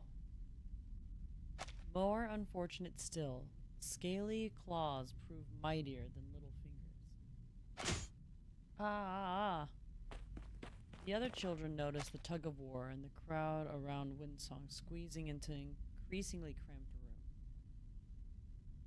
What's going on here? Ah, my calibrator! Oh. The whale-like backbone, the diamond-shaped teeth, 2 short legs with dim eyes and an extremely sharp nose. That must be a Kikituk. A Kikituk? But their closest habitat should be Konkarl's land, hundreds of kilometers away. Its snout fixates on the new treat in Windsong's grasp. She pulls the scanner and the gears whirling of ley lines flood Their marks on the map appear to be red, sort of reddish-brown, and there's a large amount of ley energy accumulated around them. Clearly they're high on the food chain. Seems like the small fish have attracted more than one big fish. With a swift kick, she sends the grinning critter tumbling. Kids, get behind me. God.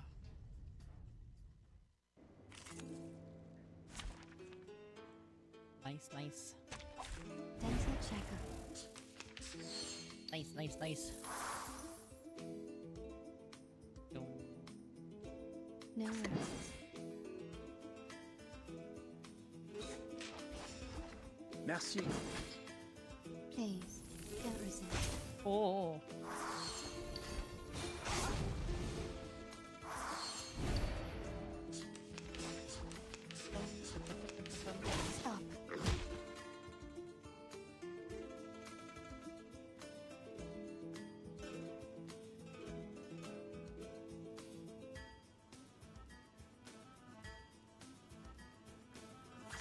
gonna be one fight. It's all They're just little Bravo. games.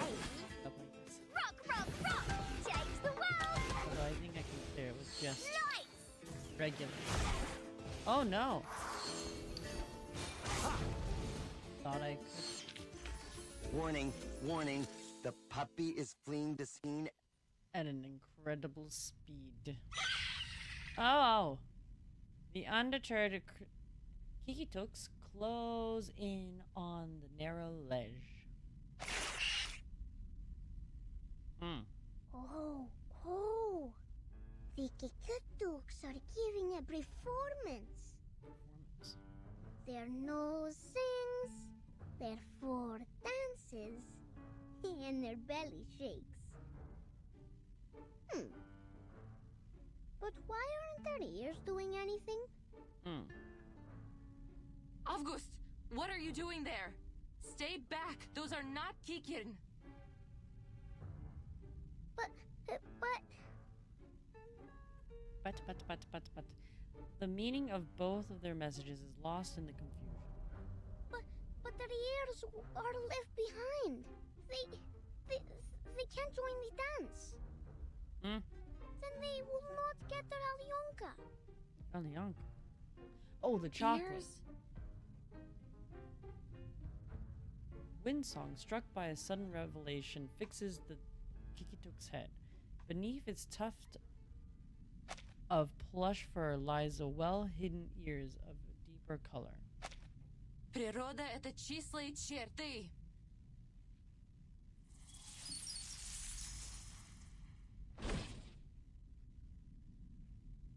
After a brief incantation, the lines converge in a beam that hits precisely on its ear. Obao, komari. A creature cry pierces So the air. that seems to be their weak spot. Weak spot. Oh, Good hex, job, little one. komari. You're even more perceptive than I thought.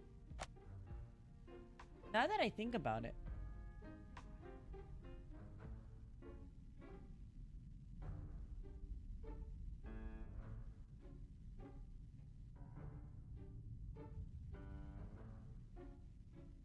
Why do I see your messages over on the other side?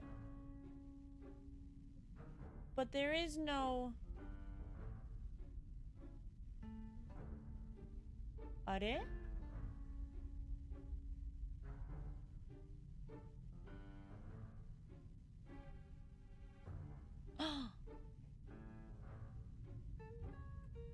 really hope I haven't been missing people's messages.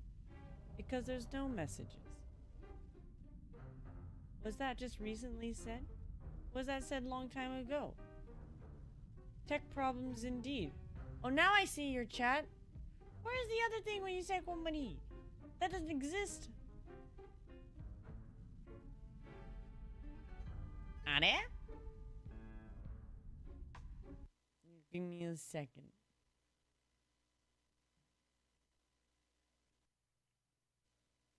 F5.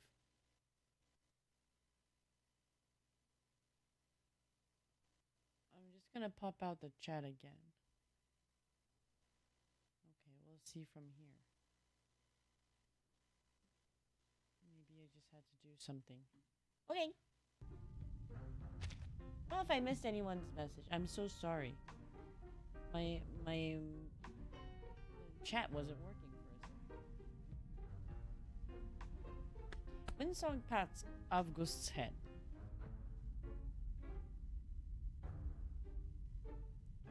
Udoran-san komari. Next. She reveals a dark and dangerous smile.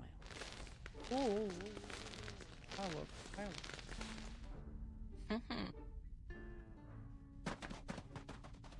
The Kikitooks finally relinquish their ill-gotten gains, leaping down and away from the windowsill, leaving behind a gnawed, wet fragment of a lay calibrator.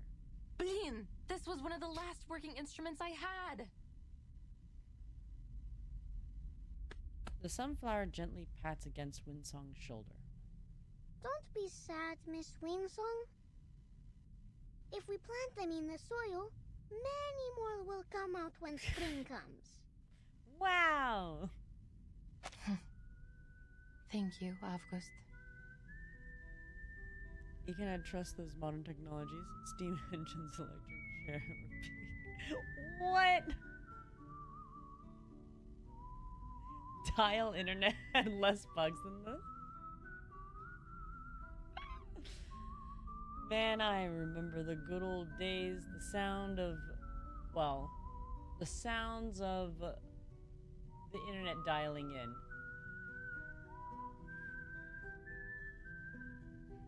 And then getting hit with the, you got mail.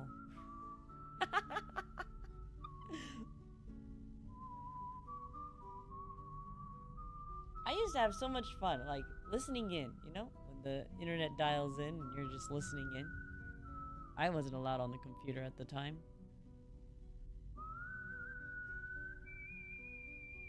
I didn't actually really care. No, it's just a nostalgic sound. It's like, oh, mom's doing work on the computer. Took 3 years to connect. Yeah, but chat wouldn't disappear on me, would it? I wonder if it would just be like, I don't know, you're dialing into internet. You get hit with a you got mail. Do you have to refresh that page? That's my question. And does it say you got mail again? I don't know. Oh! Gallop Crush Sound. Homari, welcome.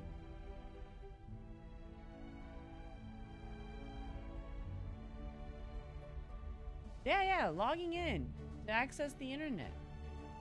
Gotta dial in. AOL, man. Oh! Suzuki, you scare me. I was talking about dialing into the internet. Go away. Because it keeps me more focused. I can't use that word. Get out of here. Can you stop? God, as soon as my little brother comes running into my room, it's just terrible. Go away! Stop it! He immediately tries to, like, rip one. I see you got a Regulus emote. Man, I love Regulus. She's the best. AOL dial-up? I know, that's what I'm talking about. One of my favorite movies. I'm distracted for a second. I'm sorry, I'm so distracted. One of my favorite movies, You Got Mail. Right? With, it's Tom Hanks and Meg Ryan. Is it Nora Ephron wrote the screenplay? I think it was. Anyways, great movie. And it's all about, like, these two people messaging each other on AOL. It's just the best. It's the best movie ever.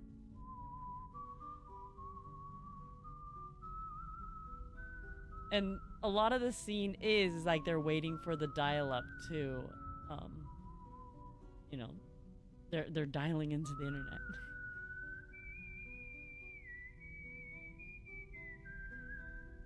Oh, you got email? That's still cute. You know, there's something about that. And what's funny is that Meg Ryan in the film, her character has a boyfriend in the beginning of the film. That's all about the typewriter. So he's a journalist in some magazine in New York. And he's typing away. And that's also such a nostalgic sound. Not that I had a typewriter growing up, but that was only just because I was practicing how to use the keyboard properly with a typewriter. It was Brother. It was a Brother keyboard. Where did I even? I think I donated it because I was like, oh, when am I ever going to use a typewriter?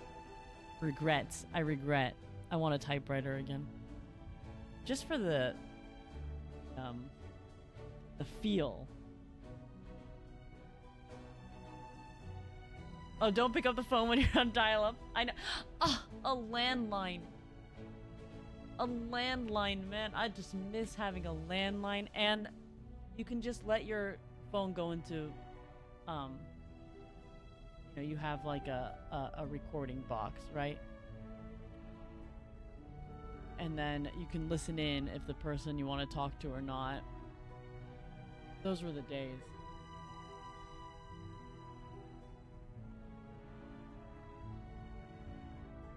A MacBook this week.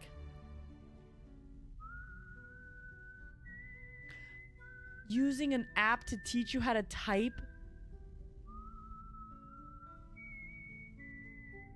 They have apps to learn to type now? I didn't have that. I was just... what I would do... I would have my typewriter. And I would have... I think that during that time, my mom would dictate something and I would just type it out. And then I would always practice the A, B, C, D, E, F, G, just like alphabet, just so you memorize where each letter is. I got pretty good at it, but I'm still very poor at typing. I've seen people type real fast, but I will say, I think as far as where my hand positioning is, it's the correct way. That was a big thing.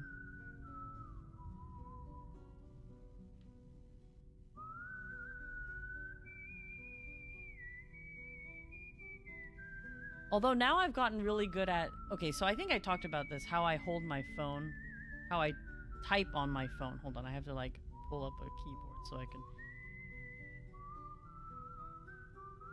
How do I...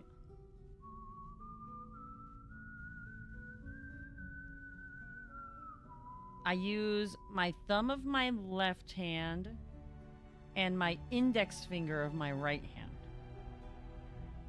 And then my thumb underneath hits the space bar. Wow!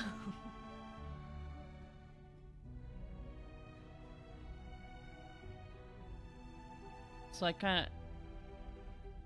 Yeah. Kind of hold it like a game controller.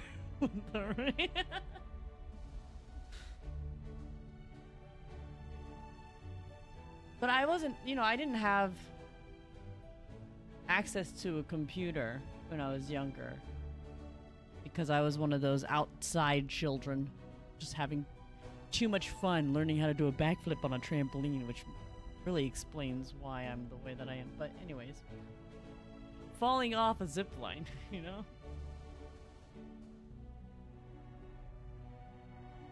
Sus images? Hex, no. A Valley Girl, no. I was... My childhood... See, Suzuki was gaming, okay? We have Suzuki gaming on one side. Things like Minecraft. Because that was peak gaming of that time. And me... I was like, I'm gonna go outside. I don't know what happened.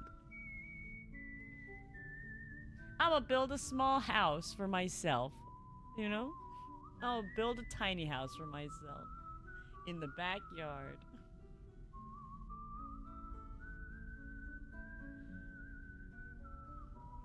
I was that kid though. I used to make tea, like... My mom had this garden, right? We had lavender and rosemary and things like that. And I would go out and pick all those plants. Make tea out of it. Or more just like pour hot water and let it steep. And I would make Suzuki drink it. I had to make sure that it wasn't poisonous. And then I would have some.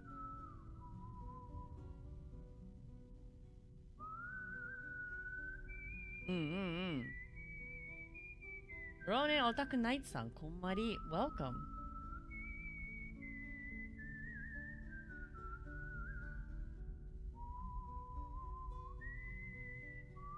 Anyways, it always scares me. I have to change this zombie thing. How would I change that? I'll do it some other time. Anyways, what were we doing? Right, Avghost. What we were talking about AOL dial-up. We went off the rails there for a second. I don't know how to use a MacBook, though. I will say, I have a family member who has a Mac, and I don't know how to use a Mac. I can't navigate a Mac at all. I almost just want to throw the Mac because I just get so frustrated. Things are on the opposite side, like closing the page and things, and I don't know, there's a lot of stuff. A lot of people will say, this is not AFK anymore, you use the Whoa! Seaburn. I mean, whoa! Shut up. Yes, over on the YouTube. Welcome, welcome.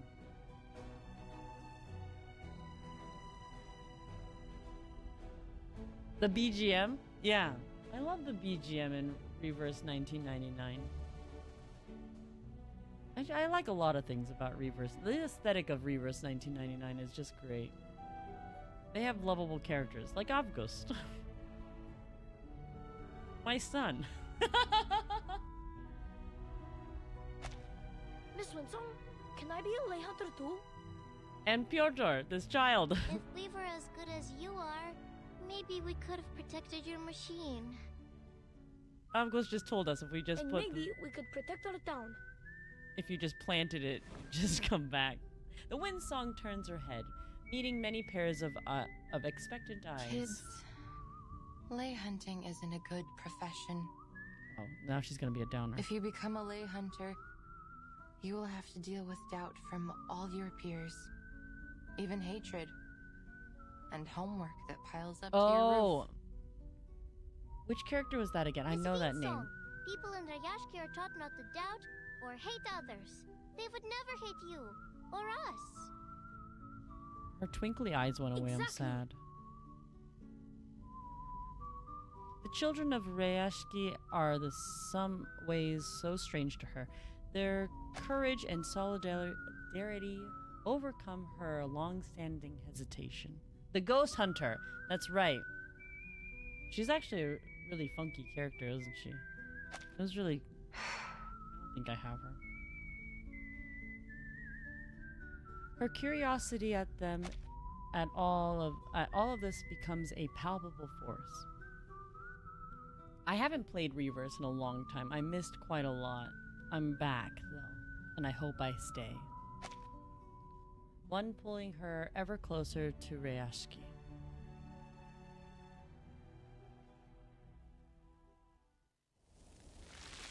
To be continued.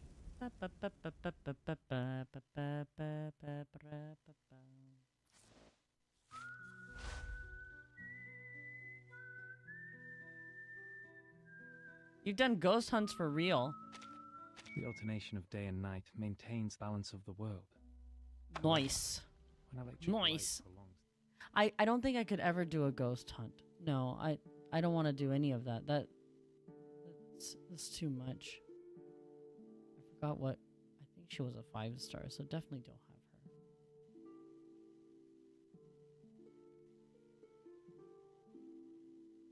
Yeah. So far, the only character I didn't like is Balloon Party. Oh, nice to meet you. Nice to meet you. Nice to meet you. And her voice reminds me of Cartman from South Park.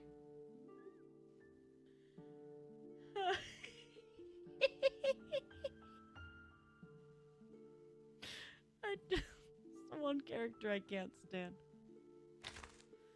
But she was the only healer I had for a little time, so that's fine. But God. But yeah, no, I haven't done my login stuff. Terrible, terrible. I let this game just kind of sit.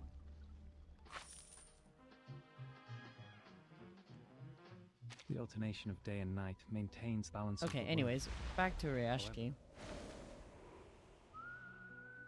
I don't know which character I should really pull for.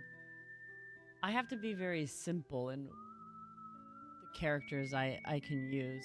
If it takes too much thought, it's best if I don't.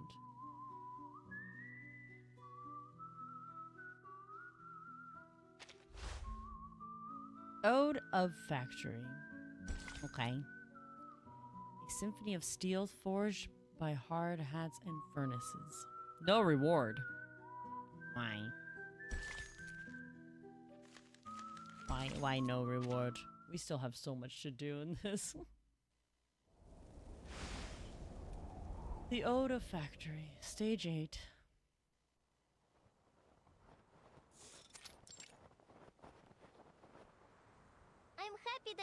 show you around. Twinkly eyes.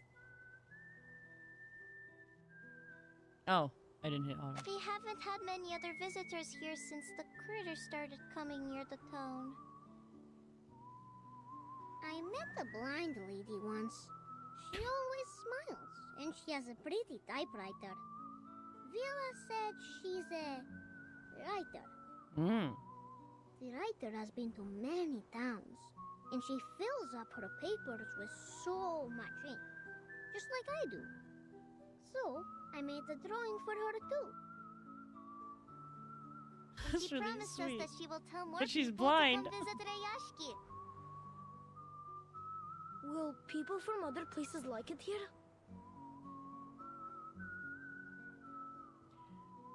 The image bounces between the images bounce around in Avgos's mind, just out of grasp. The Russian, I know. What about your other visitors? Never to be seen again. I remember they had green and red rectangular paper, and some shiny cookies in their hands. Shiny cookies. They tried to trade us their silly papers so they could take our cans and things. They never wanted to work with their own hands. And Ryashki doesn't like lazy bones. Uh-oh. Trade is not welcome here. On this, the children's head bomb an agreement. Miss Vinsong, Pitcher got all of us together last night, and we read for our How to Be a Good Tour Guide. So, we can guide you. How to be a good tour guide. Miss Winsong is just a bit strange. She's not lazy. The child hides his face, but the blush on his cheeks reaches up to his ears. Ah. This time, I want borscht, shake, and oladi. Oh, that sounds really... Let's not hurry on to our rewards, Avgos. We haven't helped Miss Vinsong yet. Yes. Oh, right. This child is so sweet, I don't know what to say. Figures large and small pass deftly through a once tightly sealed iron door. Arriving at the only factory left whose lock has not been rusted over.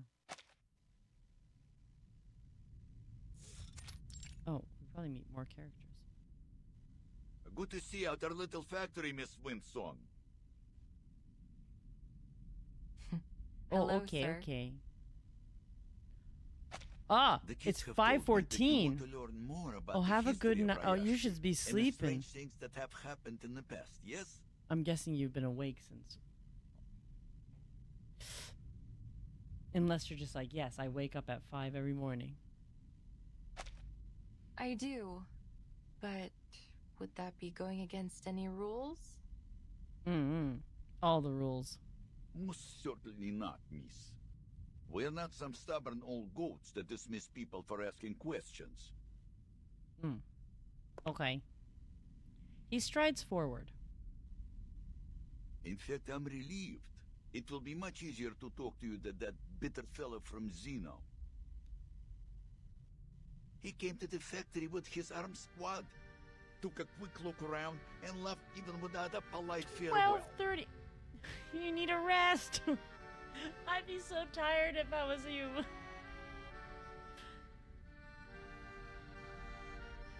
Like a whiff of cold breeze, that one. Oh. These old, outdated machines and hundreds of workers, young and old, each one a mouth to be fed. They are certainly not a pretty sight to the eyes of that greedy hyena. Hyena? A pathetic number-crunching cretin. Terrible. The whispered insults creeps up to her listener's ear. Ara, well, otsukare. Working and stream. I feel ya. That one's always tough. Well, thank you for your good work.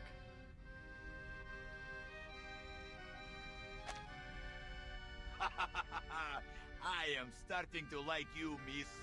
We would have much to talk about. Perhaps over a drink. If only I didn't have to get on with my work. A curious look around goes beyond the hard laboring workers. Tightly sealed doors and a thick layer of dust on aging machinery paints a less than optimistic picture. You can see what's going on here, right? Don't feel sorry for us. Xena might no longer need this ore processing factory, but we could make use of what's left of it. Once we get rid of the critters, we can arrange for other minerals or materials to be shipped to Ryashki for processing. He rubs his hands together, leaning against the shell of a rusted machine. It is a shame we wasted so much of our good years, never preparing for these bad times. If those strange little monsters weren't there, we might be able to return to our mines. Then we'd really be able to turn things around. About these mining sites. Are-san, konmari. Her notebook flutters rapidly, its pages turning as fast as rolling flame. Mr. Knut, have you ever found anything there, other than runium ore?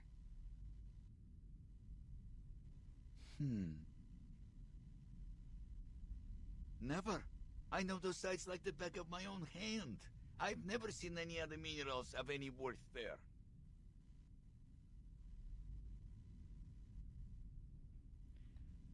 The rugged man seems to catch her disappointment, and far quicker than she'd expect.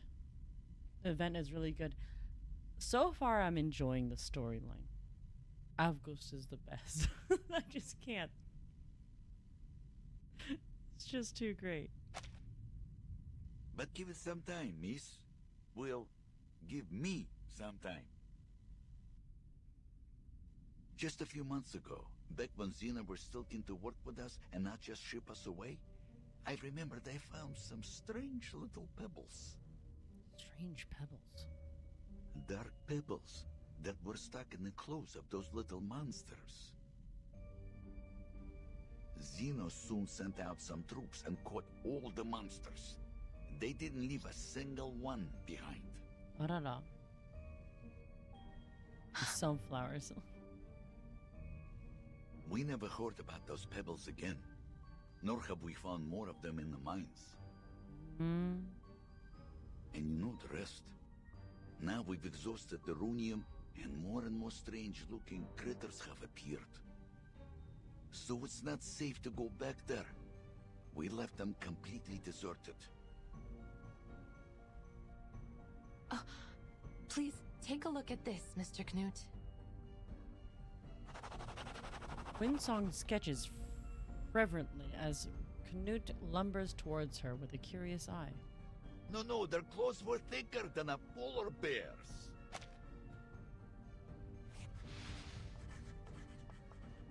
But these are closer. That's what we fought earlier. These monsters had much larger teeth. They almost look like old mining picks. And no ears. Could they be some kind of Hoytuk? Yes, this one looked just like the creatures. If that's true, then it may be another big fish that has come here to feed. Okay, so it's clearly that it's erased and then drawn over, but this line is causing me to... almost like I don't understand the drawing because of this one line. Just saying. It is true. It's almost like as if it's supposed to be 3D, Many of but the it's other not. workers have seen it. You lost the 50-50 for the long... Oh.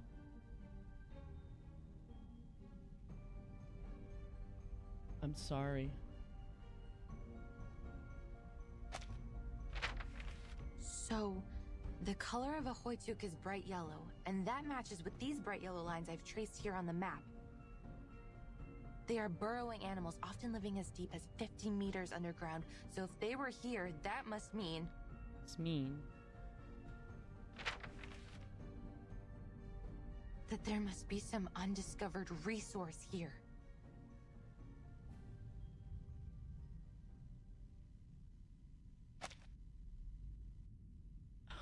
Oh no.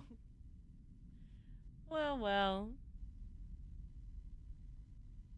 Do you use this character that's now P2 or no? The corners of her mouth curl as she mutters the words. Talk of undiscovered resources would be music to our ears, miss. I don't want to get your hopes up. It's still too Sometimes- early to draw any Oh. conclusions. Oh no, I don't know. Yet, the corner of your mouth is suggesting the opposite. He reads people too I fast. must be cautious before confirming there really is a new resource. Nonetheless, it's a silver lining. Thank you, Mr. Knut. Think nothing of it, miss. Maybe one day you and your research will return the favor. I will, if I can. She reaches out her hand and he shakes it heartily with a warm strength. I hope your work here can be resumed shortly. Don't worry about us. We will find a way to drive those critters away and start production once again. We have all our brothers and sisters with us, and these machines still run perfectly. As long as we continue to put in our best effort, there's no reason why things won't get better. Yes, I agree. He passed the trembling, coughing machines with affection, like embracing an old friend. Is this exceptionally positive spirit common with the people here? Well, can't blame us for that. There are very few places in the world like Rayashki. Here, everyone earns their food and their rest through working hard together. Then outside of work, ice hockey, learning courses, even music lessons. Not everyone is as lucky as us. Sounds nice. That is Ice why hockey. we won't let Rayashki die. Knut's voice rises as if singing. With busy hands and open hearts, Rayashki will live on. It will grow stronger, glowing as brightly as these furnaces. Something brilliant indeed burns within those furnaces.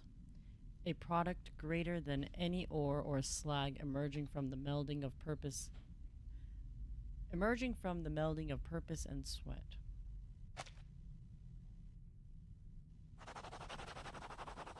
The pen that stops stirs once again, but this time she seems to be sketching out something far harder to picture. I have to say, Rayashki is truly a curious place. Winsong mutters to herself. It has a spirit which I've never found elsewhere. Yes. Perhaps that's what was missing from the study of ley lines in the past.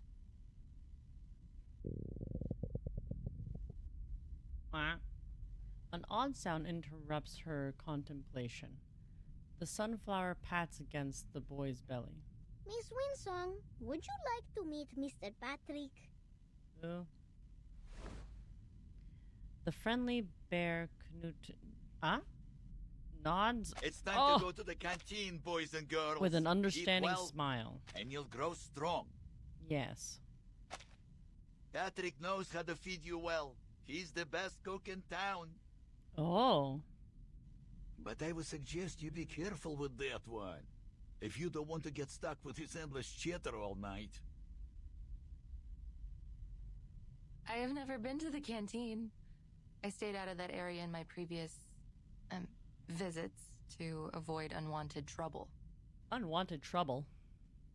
Forward to Comrade Blinche. That's correct, stretchy, miss. I look forward to hearing good news from you. Okay.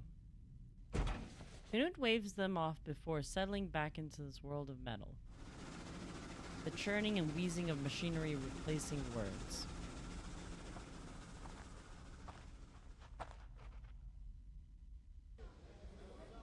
The canteen buzzes with a din of workers. The children weave through the busy hall, leading Windsong by the hand.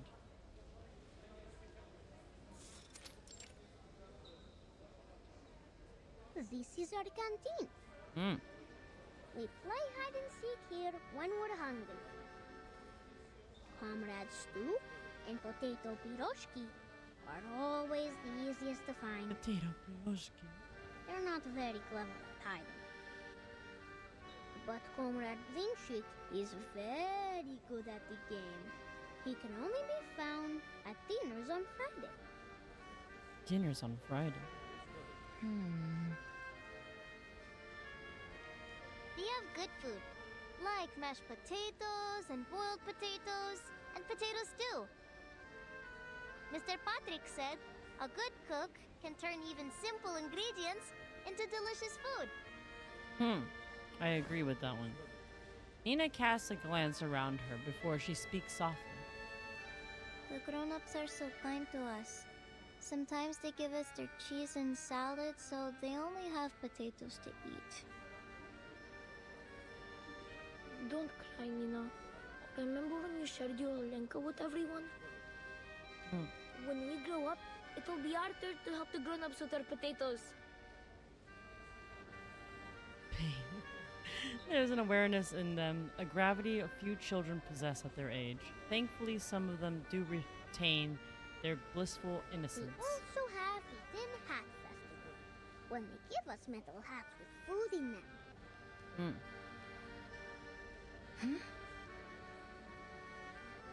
Havgus, it's called a Workers' Festival. We have it every month. Everyone must sit in a circle in the canteen and sing songs, and Miss Villa plays the accordion for us. We each get a can of food in it. Sometimes it's shonka, sometimes it's salad, sometimes sprouts. His eyes are twinkling and too. After the Tin Hat Festival, we would bury our tin hats in the ground. Yellow ones, red ones, and white ones. Then tiny trees will come out from them next year. I have told you many times, they are not tin seeds, and they don't grow into trees. They are just tin cans. We only bury them so they won't pollute the snow. Oh. The subject of their debate flips a hidden switch in Winsong's mind, the reveling flicking into the light. Piles of tin cans. Food.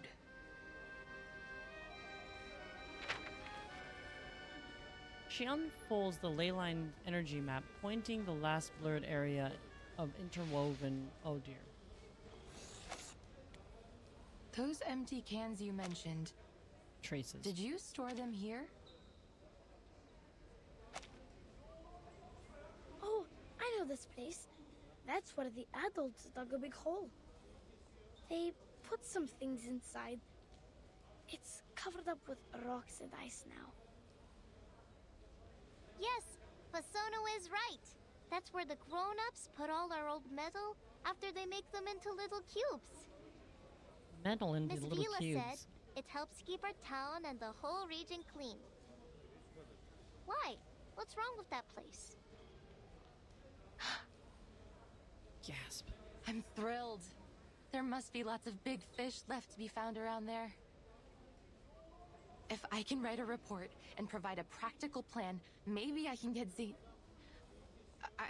I could request reinforcements. Yes. She halts, swallowing back the unfriendly name. Yay! School trip! School trip! Yes. This is no trip, children. I'm not going there for a hike. You must stay in town and be good. That goes for every one of you. Understood? Her resolution fails before she even finishes. The children's protests rise in a disordered chorus, drowning out the other surrounding sounds, only to be matched by the static fizz of an announcement. Ah, this guy. Winsong clutches at the thin straw of salvation. Shh! Quiet, kids! Silence. Attention, please. Tomorrow at 8 in the morning, we will be holding our final hearing. Okay. In this meeting, we hope to finalize our next steps and answer any remaining questions. We look forward to seeing you there. Okay.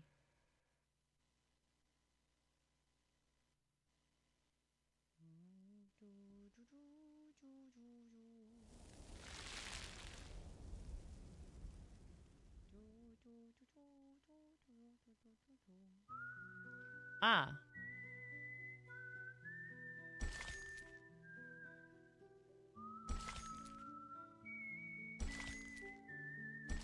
No, we're fine. We're fine. Okay. Continuing on.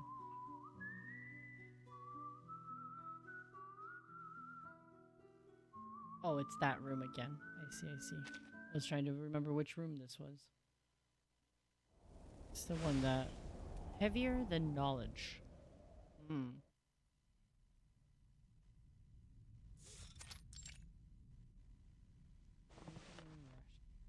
Berthold leans back in his armchair, casting a fleeting glance towards... What's this? Oh, no. Are you planning on getting a job with Zeno too? Glance forward before his head falls. Huh? It says here you've been staying in this town for months, but it seems you're not on our list for potential recruitment from Ryashki. Hmm. The smile on his face remains as affably I should remind you, for you researchers, what you produce tells much more about you than your efforts. Hmm. Yes. That's precisely why I'm here. Go on. He finally Wow. Based on the recent investigations, I'm confident that there's a new energy source in the area that has yet to be discovered. It really is this guy. And that's it? He's gonna turn we into already the believed there was something here when we sent you out Colossal in the first Titan. place. You were sent here to find it. Instead, all you do is confirm what we already knew. But you said that perpetual energy was just a myth, didn't you? Of course it wasn't just a myth, lady. Why else would we ask you to investigate here in the first place? Winsong gives a frown that slips quite intentionally into a scowl. Do you have anything else to report? No, but I do need your help. I will need an armed squad to come with me to the mining sites so that I can continue my investigations into this subject. I'm afraid I don't know how long it will take. It also depends on the number of soldiers you can spare for the task.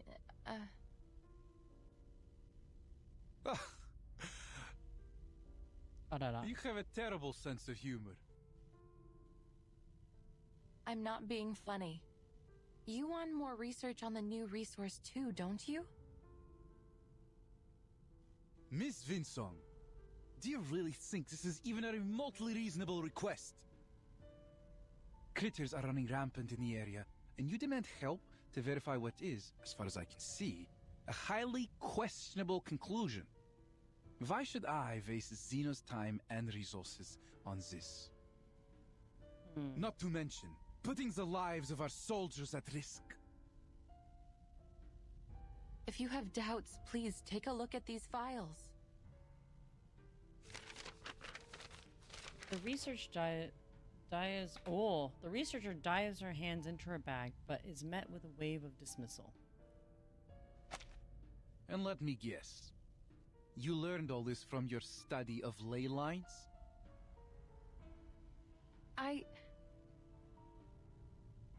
To date, the this theory of guy's ley so... lines has neither been approved by the Arcane Study Review Association, nor accepted by the Project Assessment of Human Science and Technology. It has zero academic achievements, punch to the zero gut, endorsements, you know? and aside from the questionable example in front of me, zero researchers. That's all only a temporary setback.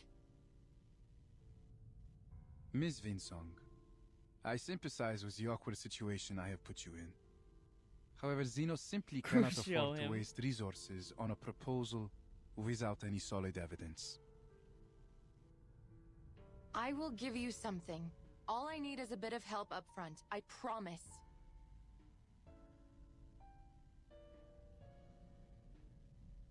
Ah, it was mid-yawn. The look in his eye is glazed, bored, but Winsong does not falter. Did you not come here to deal with these critters? Then what's the fuss about? Can't you deal with them while accompanying me to these mining sites as well? Berthel's eyes widen, now unglazed, as he rises. He paces silently, drifting at first, and proceeding to the windowsill. I'm afraid you've got our intentions altogether wrong. The window closes tightly, sealing the last whispers of wind from the outside. Xeno is here for one thing only. A source of perpetual energy. This is what you have been tasked to find, viz the resources you were given. We won't approve any further requests until you have a solid lead. We aren't paying you for a charity mission. Crucio.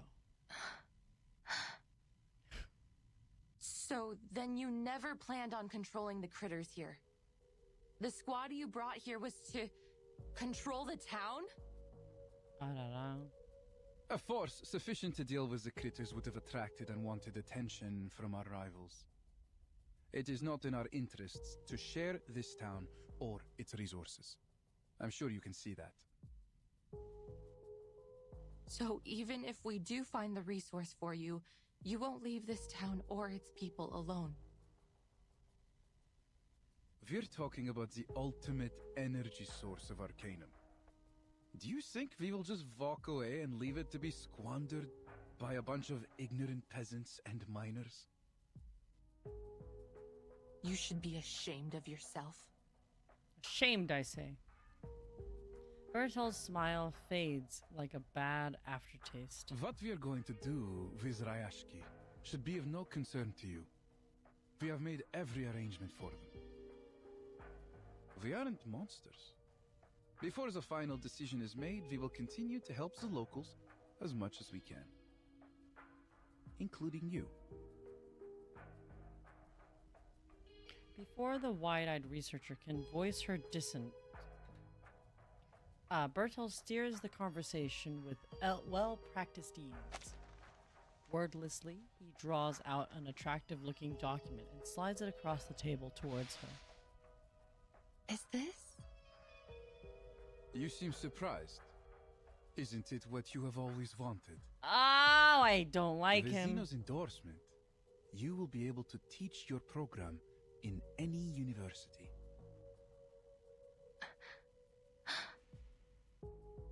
We have prepared this gesture of our good faith in you. Now, it's your turn to show yours. Forget about an armed squad. They have more important things to do. You're on your own, my friend. But prove to us that you can do this job, my and friend. bring us the best answer you can give. Oh, certainly not. The pale letterhead stings in Wintersong's fingertips. And this piece of paper will be yours when you complete your mission. I understand. See that you do. Good luck out there, Miss Winsong.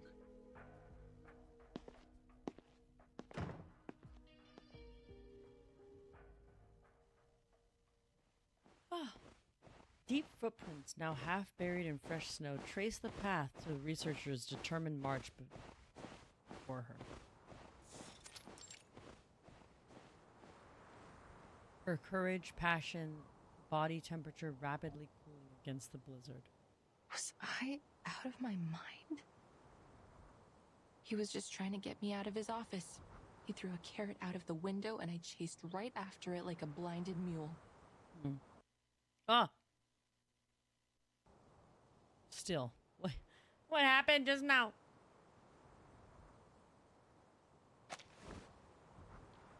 Her hand lingers on the paper nestled within her pocket. Maybe this carrot is too good to let go. With a sigh of resignation, she reaches deeper. Focus. Once I fill the gaps in my data, I will be able to pitch it to Zeno, and all subsequent research won't be a problem anymore. The primary food sources for Hoytuk are raw minerals underground. Those processed metals only keep them from starving to death. They wouldn't have gone across any icy ocean just to gnaw on old equipment and trash. All I need to do is find a trace of their activities so that I can learn about their current conditions, and from there, locate their other food sources. Stay calm.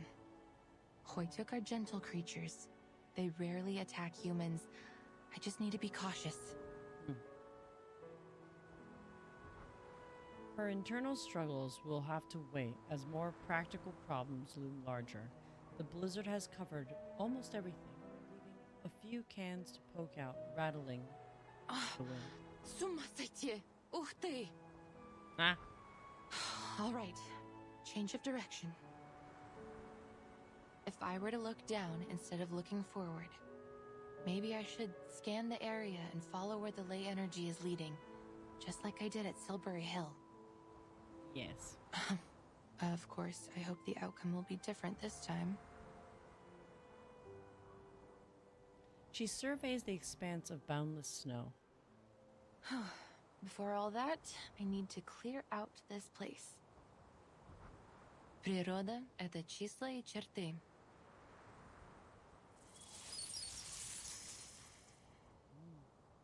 Природа — это мозаика цветов.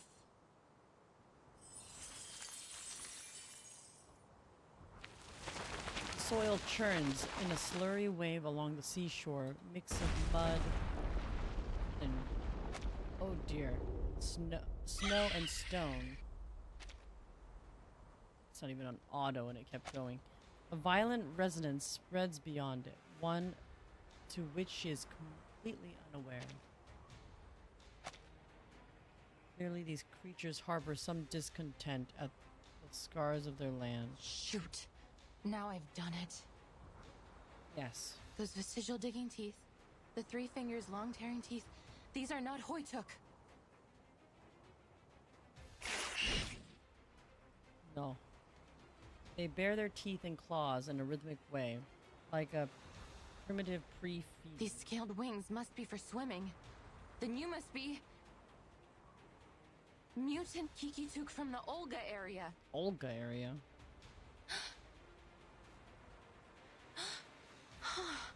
You should be at the Olga Strait hunting for migrating salmon and whales, not here.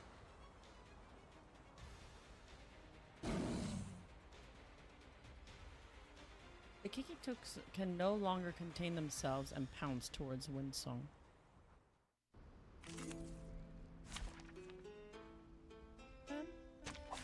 I can't wait anymore! Oh. They've given me a debuff as my double.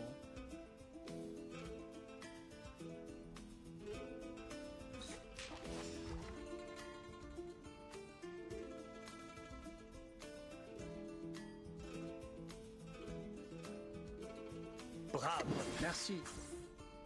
The sword is drawn. Never hesitate.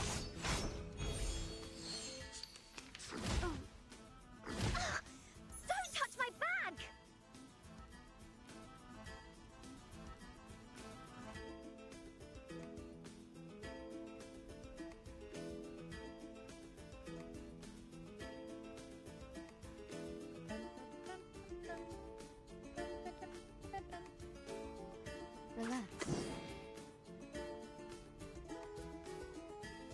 I want to do this.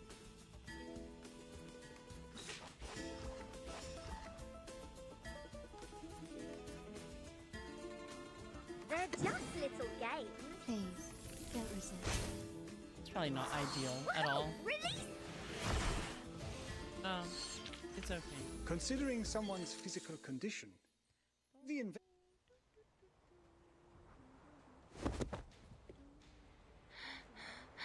Winsong sits slumped on the ground, gasping for air. Oh. Their fury has not been abated. The creatures hold their ground.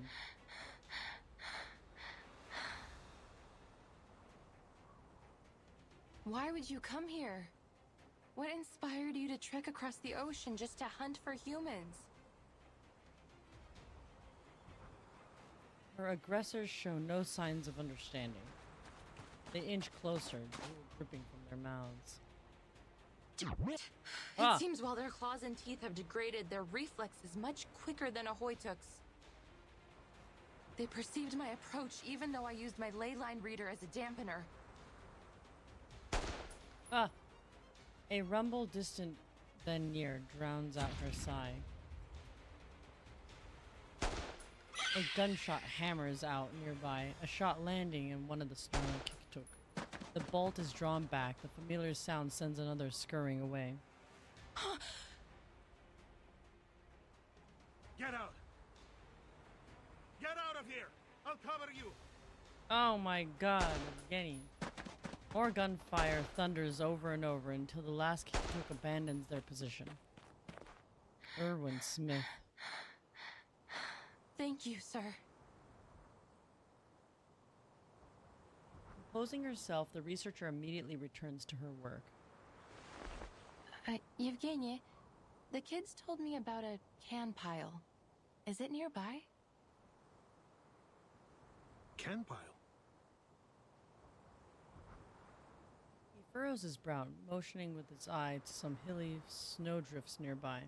They must be talking about our waste metal. I'm afraid it's gone, Miss Winson.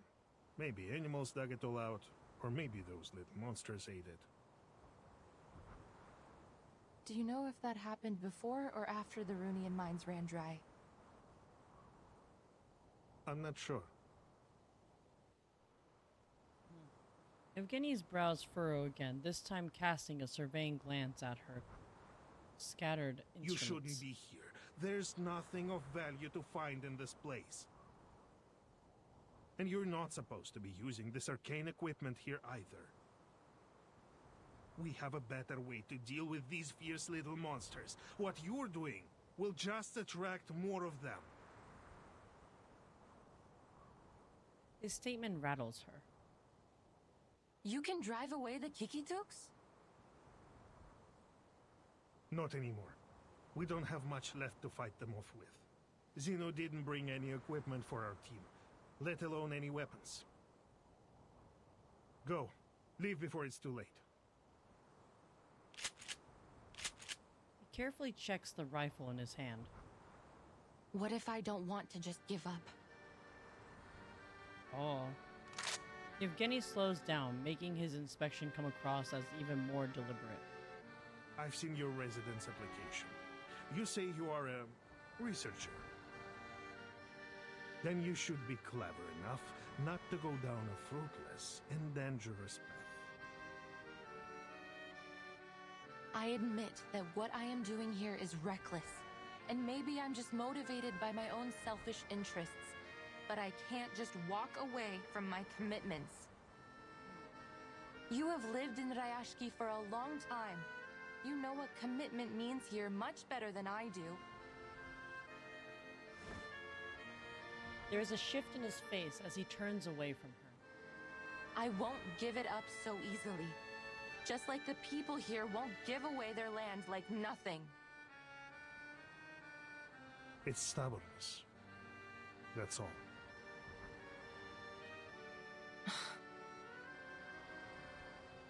They should have gone to other places and put their talents to good use, rather than staying here to fight for nothing.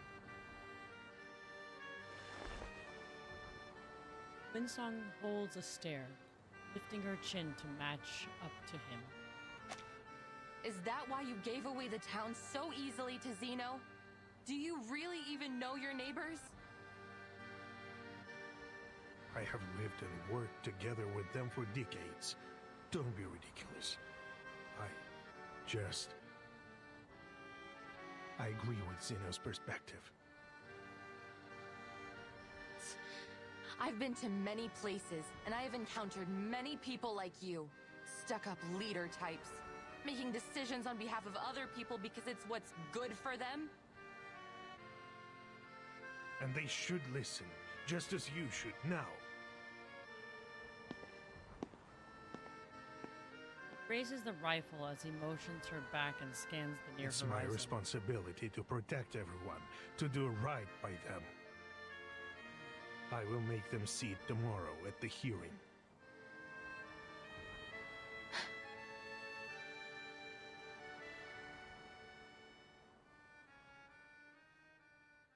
Well, well. Situation.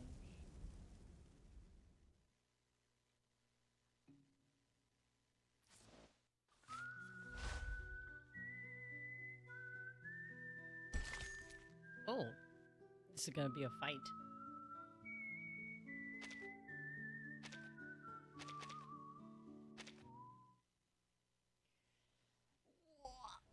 Sit up.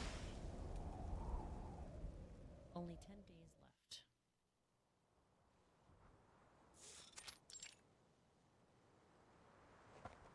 People stream in from all directions.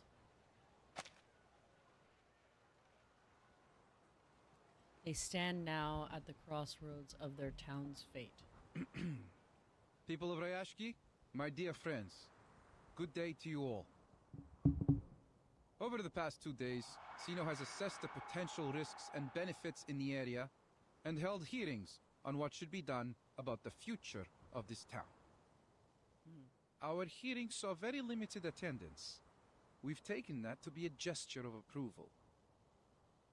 Mr. Evgeny has put in a great effort helping to make these changes happen. We all owe him a great deal. Thank you, sir. He motions to Evgeny at his side. A freshly painted document unfurls before all present. Zeno's seal stamped deliberately in the most... Please believe that we have made the best decision we could for you. Prominent position.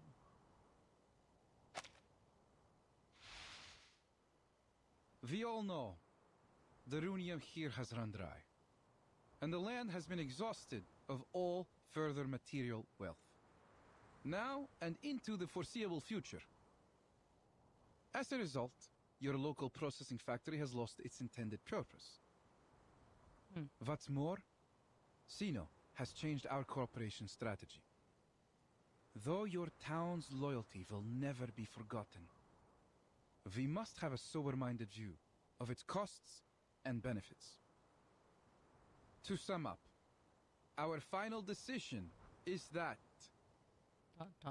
we will be ending operations and all future cooperation between Sino and Ryashki. Ah! A heavy hammer swings in the square, producing a whistling sound. Well, Mr. Bertolt, you have just got here. Perhaps you didn't have enough time to get to know us well enough. Ryashki's value is not just in Arunium. We have many other factories too.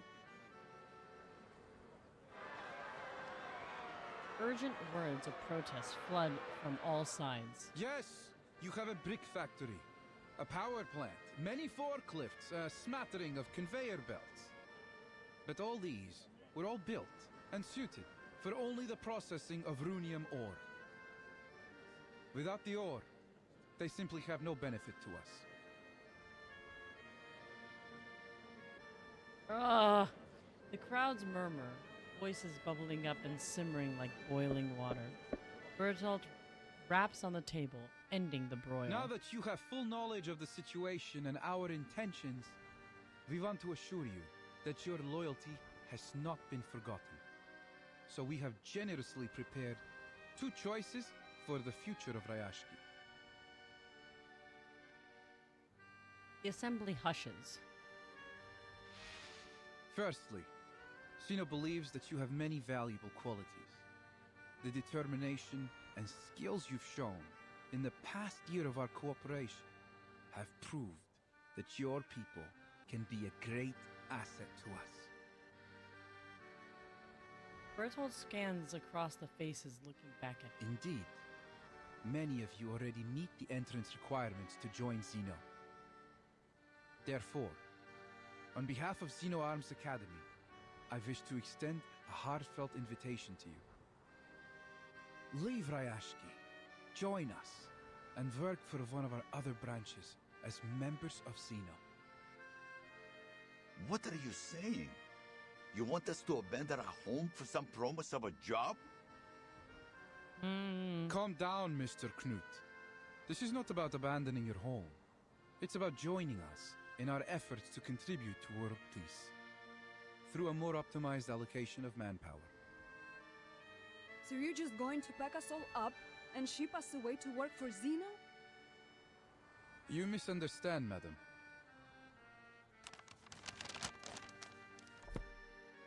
He closes the folder, looking conspicuously towards the children beside Winsong.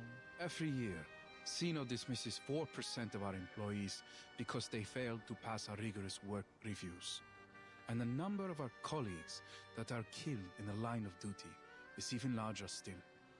I don't want to join you. What? Working for Xeno is a privilege, not a gift.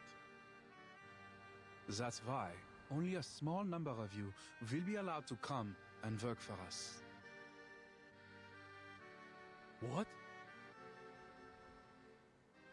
Now, according to Article 58 in the section on protection of Arcanist rights signed at the Event Horizon Convention, we will provide basic supplies for any residents who haven't been offered a position with Xeno. They will be transferred immediately to the nearest relief station until our social workers contact them for further arrangements. So then, you're suggesting you will send our children and elderly away to some kind of refugee station? And the rest of us must go to work for Xena without any questions? Pridurak! This is total rubbish! Yeah, I would say the same thing, whatever that was. He waves it off, then pushes aside the Xeno soldier in front of him. Sir, please lower your voice. No, shut up. Well, you would be glad to know that your work experience in particular is valuable to Xeno, Mr. Knut. He attempts to pat on Knut's shoulder, who shrugs him off. But Bertold acts entirely unfazed, unfolding the document further. If you're not interested in our first plan, we have another.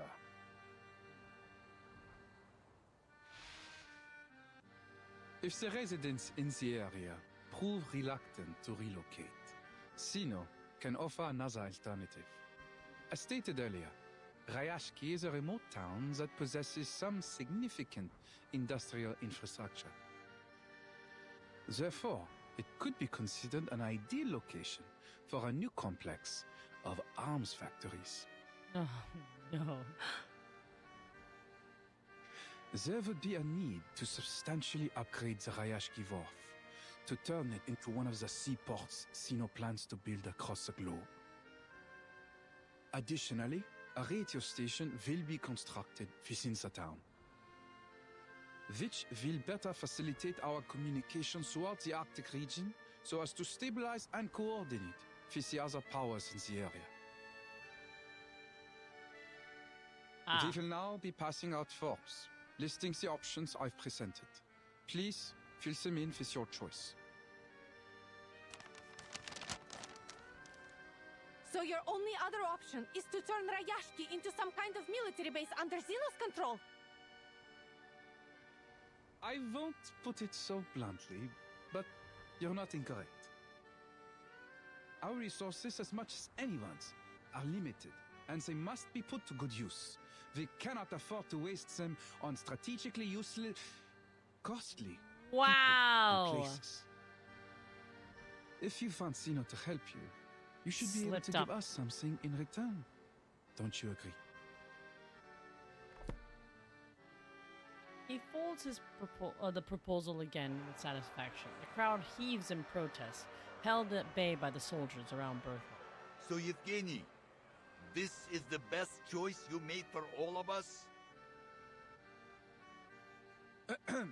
I must speak in Mr. Evgeny's defense. He is committed to his duty, and only wishes to do what he can for his compatriots. Shameless! All you've done is sold us out! You tell them, Knut! Do you think it's getting a bit windy lately? Clearly, with all the hot air in Evgeny's head, his mind has been blown away. Whoa. Countless eyes fall on Yevgeny. Disappointment, sadness, perhaps something more complex. Yevgeny, what are you gonna do? I swear to you, I'm not doing this out of my own interest. Comrades, there are many better places in this world, and you have better purposes to fulfill. You shouldn't waste your time here.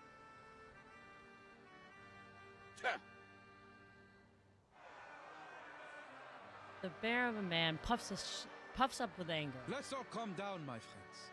It's time to be reasonable. Think carefully. Sino has been very generous regarding the offers before you. He readies himself as if about to launch into a grand prepared speech. Oh. But his hand trembles. A chill wind sweeps over him. Generous? Now that's ridiculous. We won't let you take away our family and friends, nor are we about to let you turn our town into a puppet state. We will stay here, no matter what. Comrades, I understand how you feel right now. But we must face the cruel reality of our situation. Yevgeny, you've sold And us you're out. willing to send away our own people, or give up on all we've built here because of this so-called reality? Shake my head. It is the only way forward. If we continue to stay here without any help, it will be the end of us either way. Do we have to turn to Zeno for this help?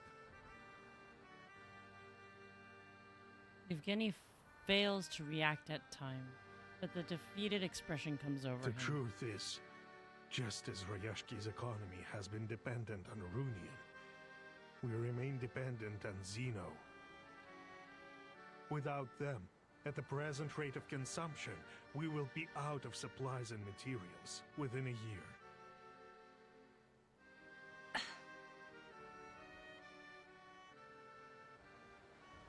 Oh, I'll train him. Welcome back. A silent title sweeps over the...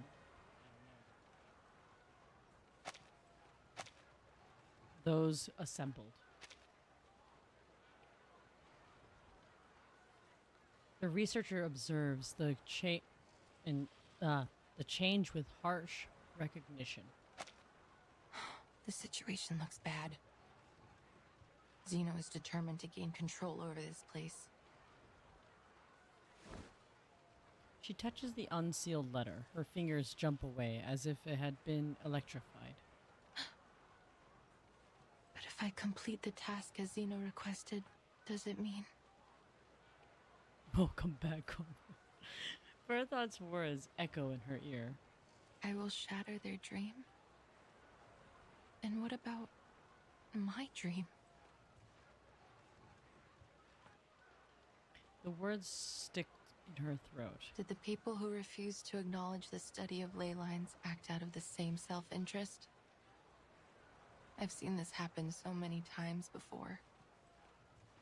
A simple dream is made to face a cruel reality, where the clever ones give up and leave, and the stubborn fools remain, waiting to be crushed.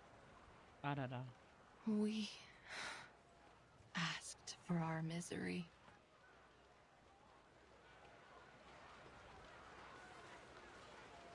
she turns, her mixed feelings refusing to settle. The wall of soldiers has suppressed most of the dissonance in the square. But still, some bravely charge forward. Wait! I'm not finished! Berthold dismisses her with a hand and he leaves the stage. But I am Miss Villa.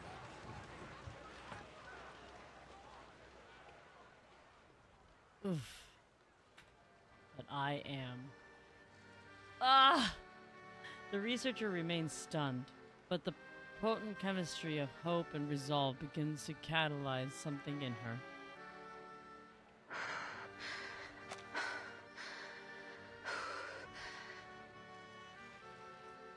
Sir, with all due respect, I can't complete this task alone. As an ordinary researcher, I can relate to them. Please, forgive me for interrupting. She lifts her head proudly, looking out in the direction of the crowd. I have heard so much about Ryashiki these days. They started from nothing, but bit by bit they accomplished the impossible. Their voice should be heard. Природа — это числа и черты.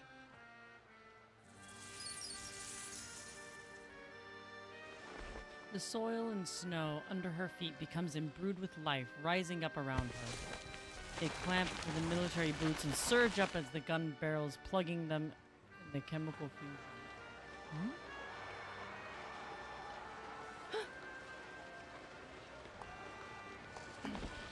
Teacher seizes this opportunity. She climbs over the wall of confused soldiers and charges forward. Mr. Berthold, we can't hold them any longer.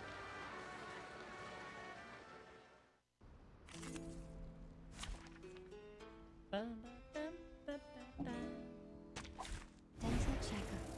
Ah! That's mildly terrifying.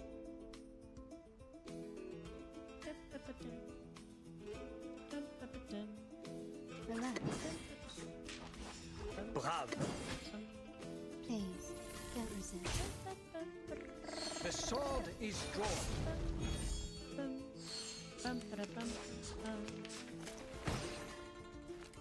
Ah!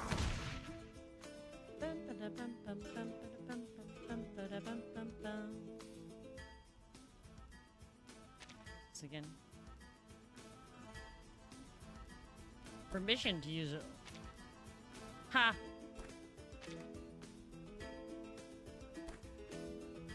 No worries.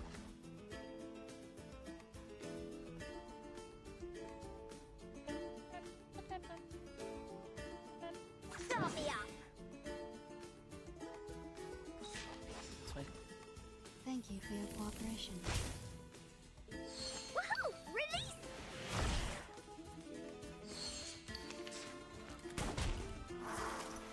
Is he at like 1 HP? Oh my god. Follow the will of gods. Relax. Follow the will of gods. No worries. His trumpets sound. The judgment day has come. Hip hip! Hooray!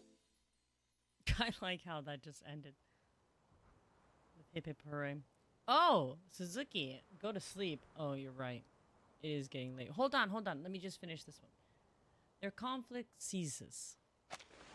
Scaly palms forcefully grab Berthold's arms, sharp nails tearing into his sleeves. Now, will you listen to me? A clean, new ledger is stuffed into Berthold's hands. We don't need your help. Your soldiers and your tyranny are no longer welcome here. Yes, leave.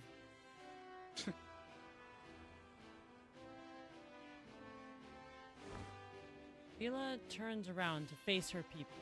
Comrades, Or the people. I what don't do know. you say? Shall we solve the problem with the strength of our own hands and hearts?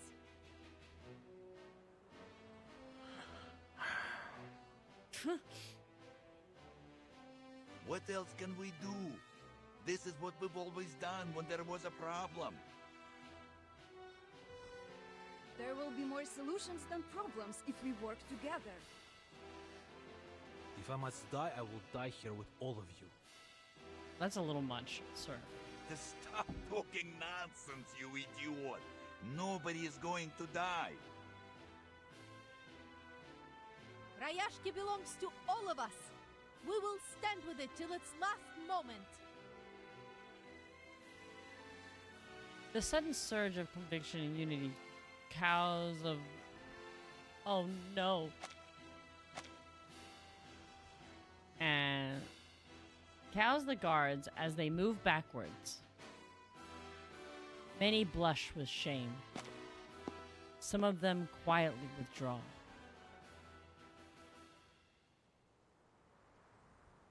Huh.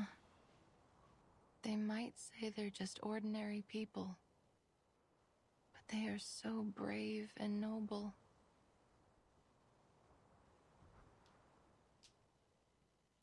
Brave and noble.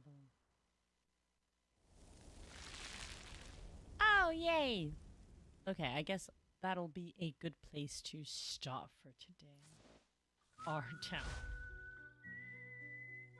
I actually got through quite a lot. I'm surprised.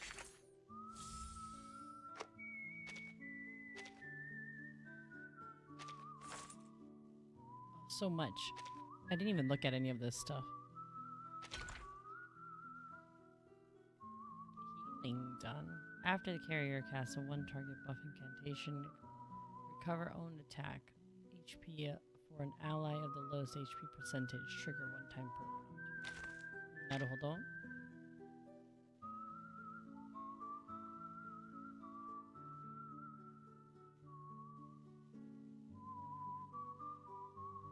Oh, this thank you is good for Vila.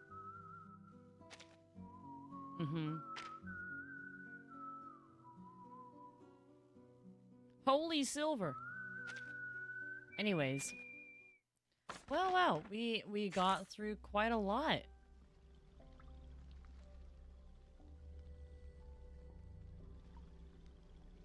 Just have to like run a side mission here. Yeah. I think I'm just gonna save my summons until whatever comes up next. I'm sure something will come up and I'll be like, oh, this is an interesting character. I think for this game, I'm going to probably just stay. Yeah, I don't mind which characters I use. Right now, it's Knight, Tooth Fairy, Pickles, and Regulus. I just really like Regulus. I think that's just good enough. I don't have to think too much about it.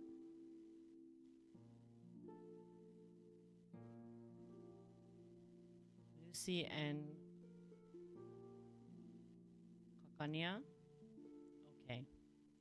I don't know any of these characters.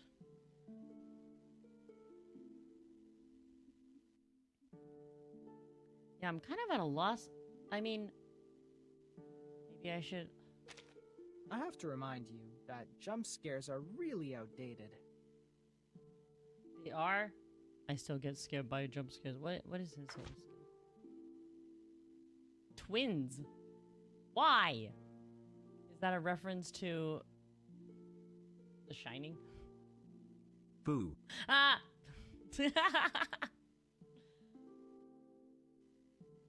Mass attack deals 300 elemental damage to all enemies and inflicts one stack of scared to all targets.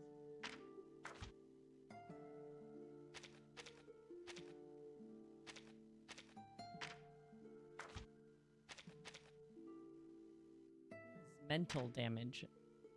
DPS Dispeller debuff. Maybe I should just level him. Well, I was using It's so nice to Dispel meet you. and oh, I've been waiting for so long.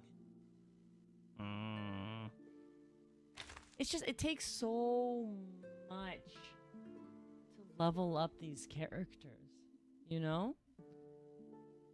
just the amount of resources.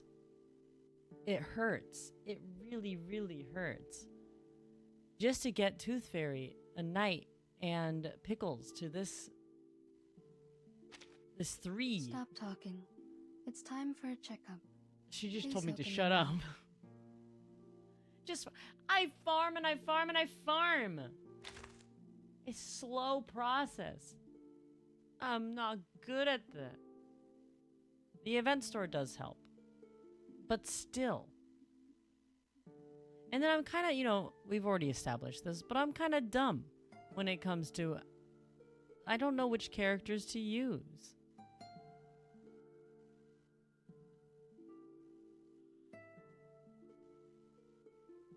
I don't know what characters have good flow with each other. I don't know any of that. I have to do a lot of research.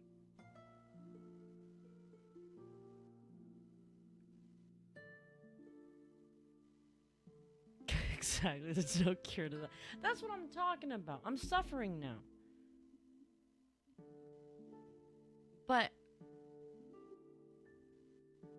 like I feel like a lot of time every time I look up like a good like team for Reverse 1999, they'll give me like some team that you're like, that's a whole other character I have to level. Like why can't you just, I don't know, have a team? Like I think one of the teams that was suggested is something like a Knight, Tooth Fairy, and Pickles. And you're like, okay.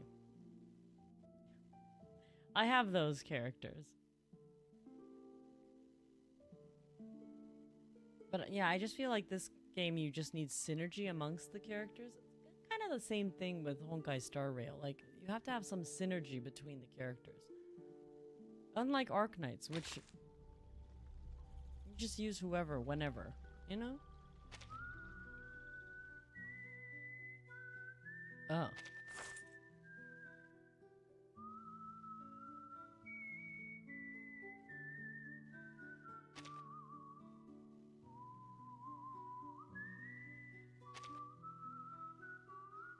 I was looking at that. The bot that, yeah. I have so much I still have to do for all of these things.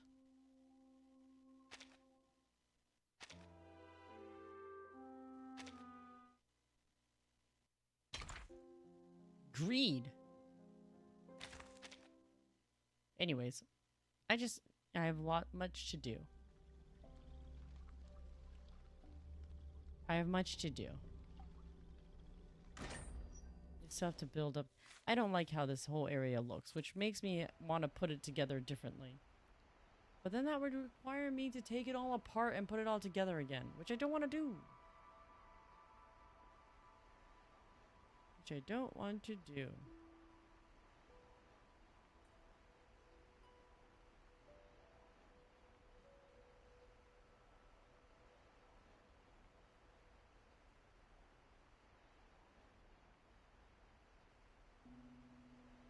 I don't know.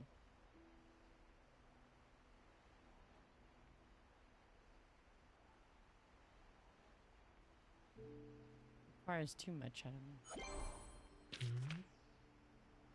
Anyways, I think I still have to level up this whole. Oh, I don't like how this is. Okay. Ah. Ah. So much. Ah. Maybe.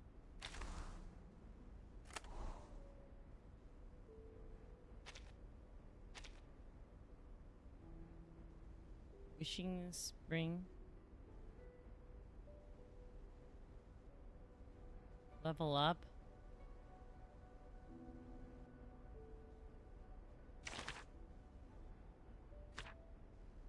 Oh.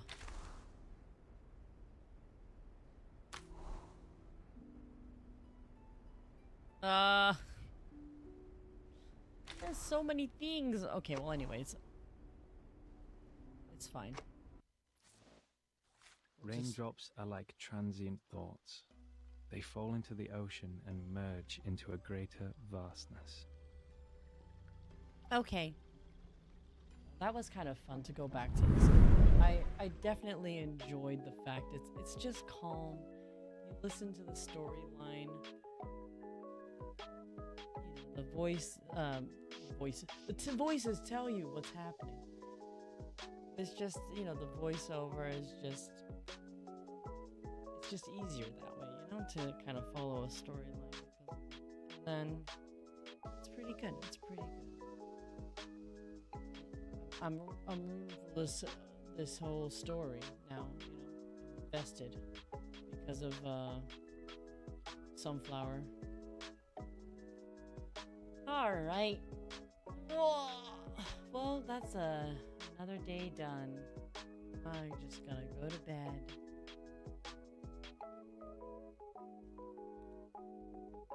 Oh, are those codes for this one? Oh. Oh. Got it. Wow. Why did I completely even forgot to look that up? That was okay. I have to remember to actually do stuff like that.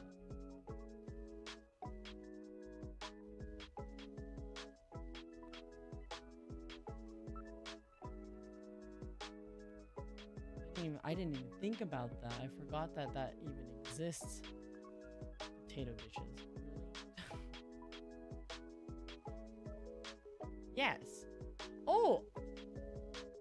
I made this dish today. It was... what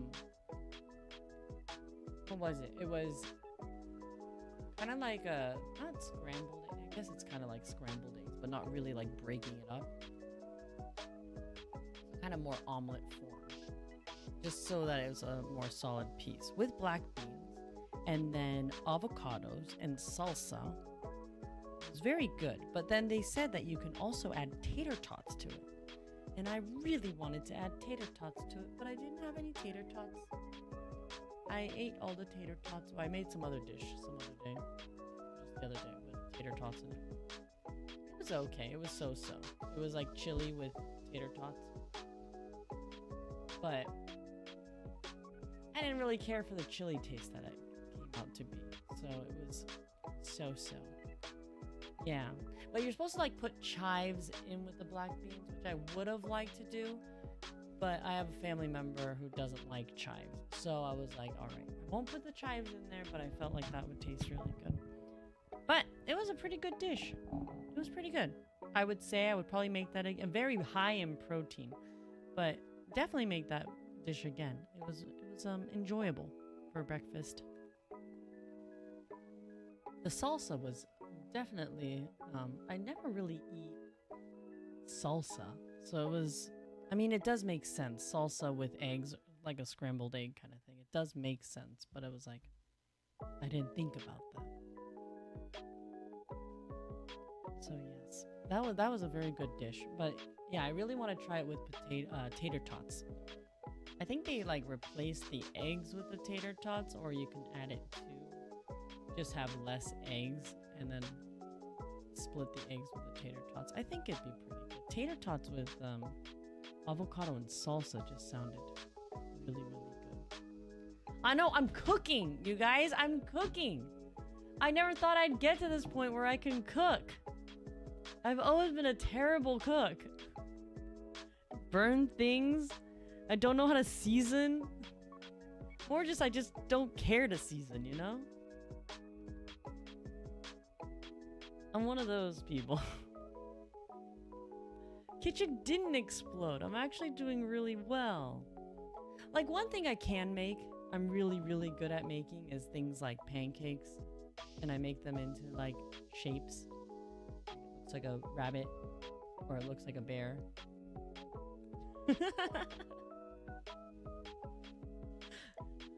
I'm good at setting up cereal. Cereal setup game is really good. No, like things like that, you know? And I just... But I didn't really have a passion for cooking. You know, I had another reason to cook. Because I was doing that kindergarten assistant thing. So, like, and then we had, like, a breakfast time. But it was just like, it was a lot. It was a lot. But I really enjoyed doing things like that, you know? Like we'd make very tea party sandwiches. It's like, very tea party sandwiches. And then it's not, I make those kind of things. I don't know how to bake. Fried rice is one thing I do want to, I'm on my way of learning, because I used to make fried rice for myself. It's not fried rice, it's just a cacophony of, I would say, a bunch of vegetables that I fried at the wrong intervals and throw some rice over that. It's just a really sad dish. So I'm not particularly good for that. But I've been saving, like, so... Learn from Uncle Roger Fuio. But I don't use MSG. And I don't use vegetable oil at my house. Do you still use vegetable oil? I don't use vegetable oil. I use ghee. But... yes. Things like that. But I want to learn how to bake. Eventually I will get to baking. I've been craving chocolate chip cookies. I don't know why. So I'll make chocolate chip cookies. I've never made cookies before. Isn't that such a sad sentence? I've never made cookies before.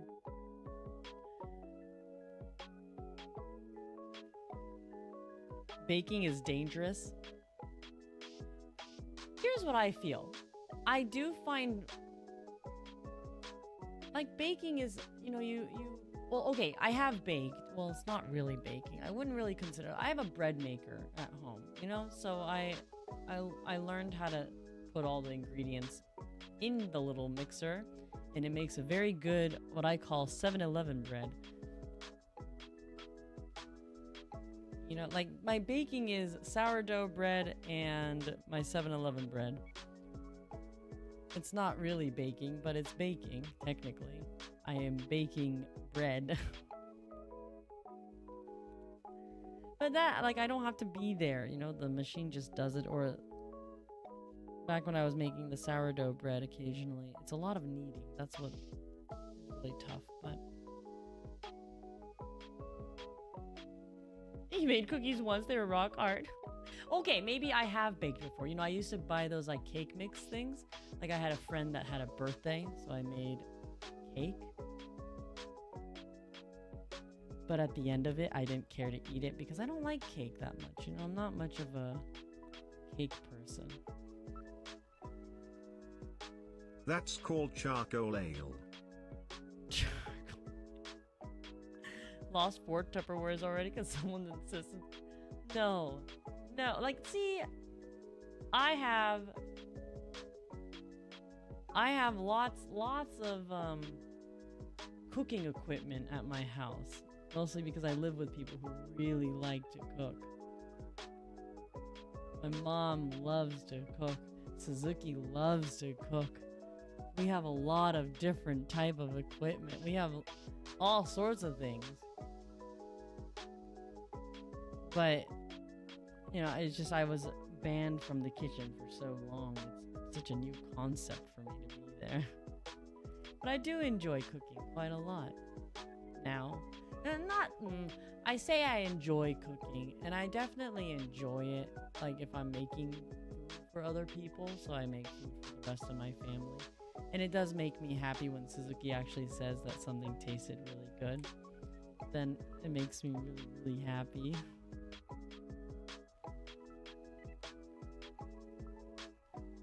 What did you do to receive that? I made fried rice by putting all the vegetables in at once, not cooking it one at a time. The onions weren't cooked through. The zucchini was still hard, but then the mushrooms were overcooked. You just throw that all in there. Boom, boom, boom. Timing.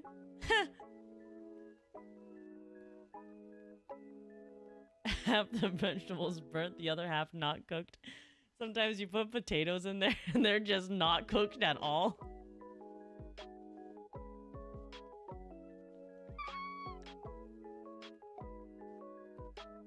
I had a rough life, okay? Leave me alone. I had it was really difficult, okay? I never learned how to cook because there's just people who really like to cook at home at my house, and they're really good at cooking. Why should I learn? I don't want to take the time.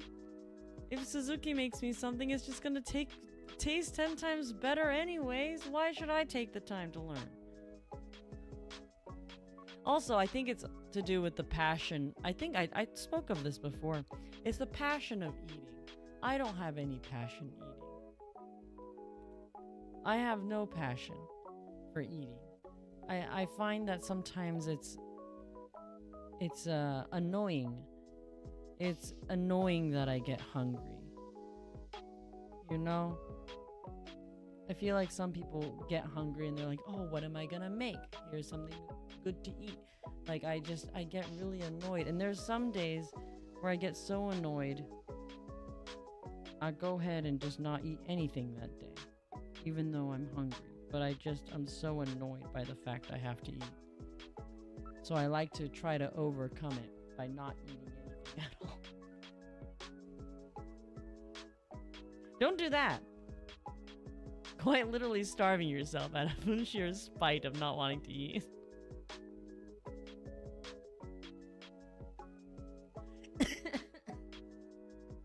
Yeah, like a nutrient pill. God, that would make my life so much easier. But that's what's sad. So I want to enjoy eating. So I've been making things like things that I would like to eat.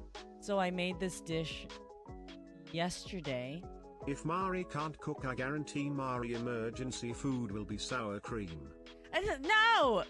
Sour cream's so good though. No, okay, so yesterday I found a dish that I actually really like. It's zucchini. Now I should be tired of zucchini because I used to only eat zucchini. But it's zucchini. And as you put the zucchini in, at the same, like you cut it thin slices. Round, right? Some of them are half.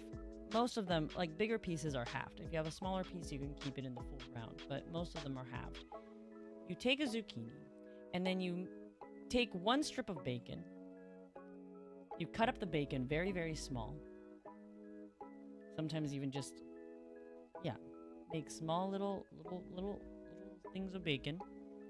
You throw it in there in a hot pan. And then you quickly, like, make sure that the zucchini is being cooked through. And then as soon as it's cooked, you kind of push it off to the side while you kind of have the bacon on top of the zucchini.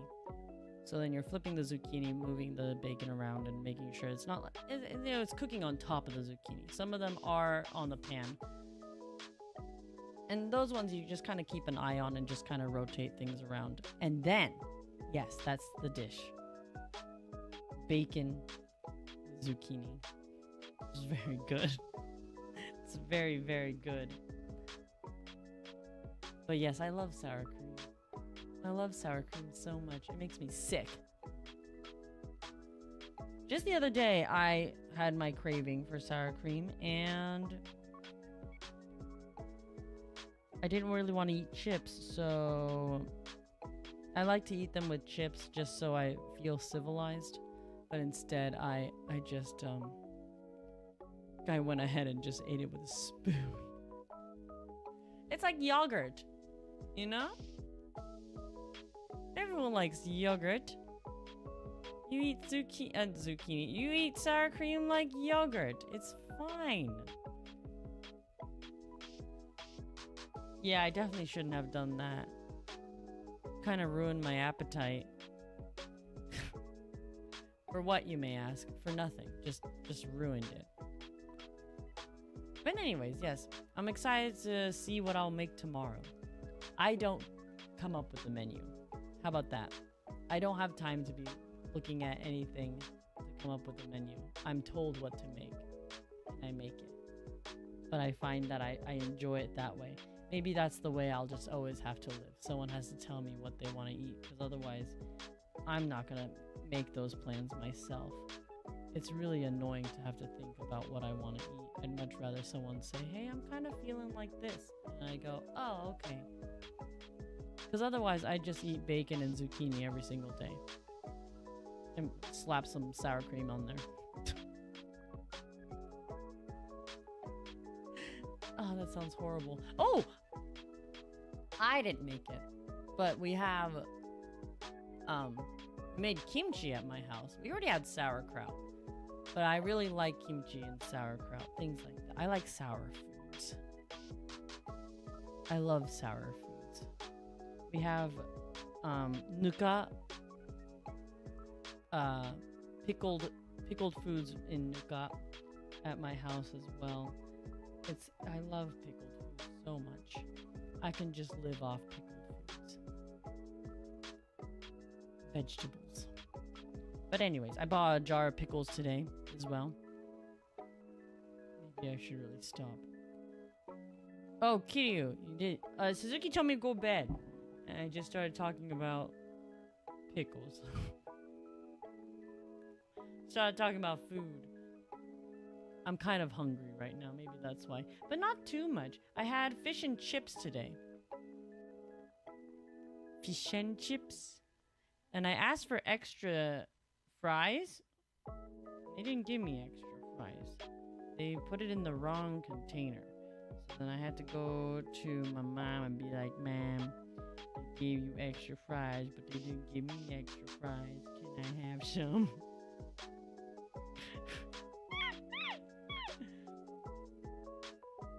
We also found out Arthur likes to eat potatoes, but I think he likes to eat fries just out of pure spite against everybody.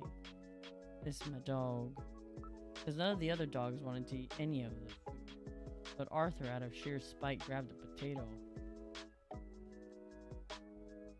But dog Arthur. Anyways.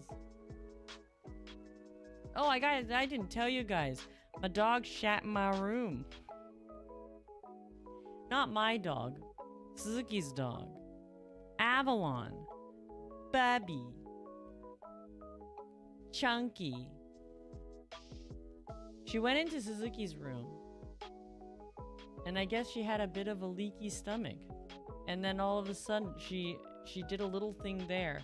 And then came running into my room and did the rest in my room. It was horrible.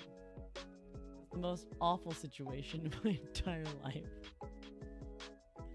It was about 110 degrees outside, and I had to open my windows because of it smelled so bad. Of course, it's clean now. We cleaned it all away, but still. I'll never forgive her. Never ever. I walk her every morning and she pays me back with shit in my room. It wasn't even just a poo. It was just a leaky. It was a leak. It was just liquids. It was horrible. That's why Avalon has now been completely banned from my room. That's okay. I still have Guinevere. Guinevere is the best. She's my favorite. Actually, no, Leon's my favorite.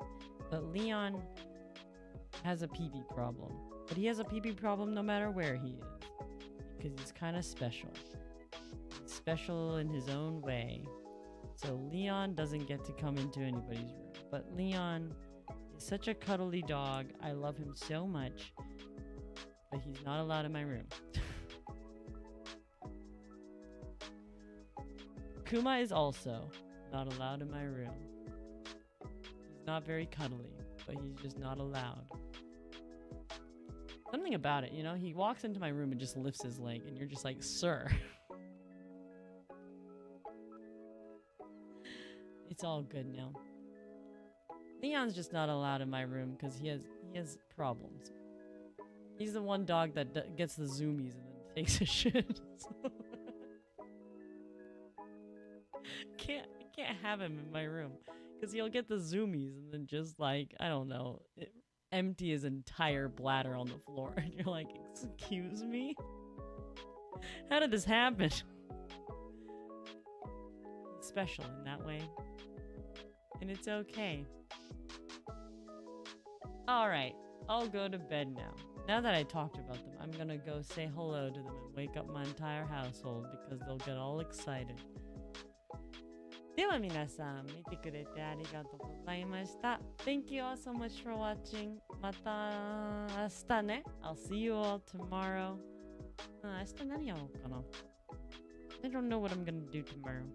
I'll figure it out. Maybe we continue with Reverse 1999 because I wanna finish this story and it's very good. はい。では、おやすみなさい。Good night. Buenas noches. おつまり。Bye bye.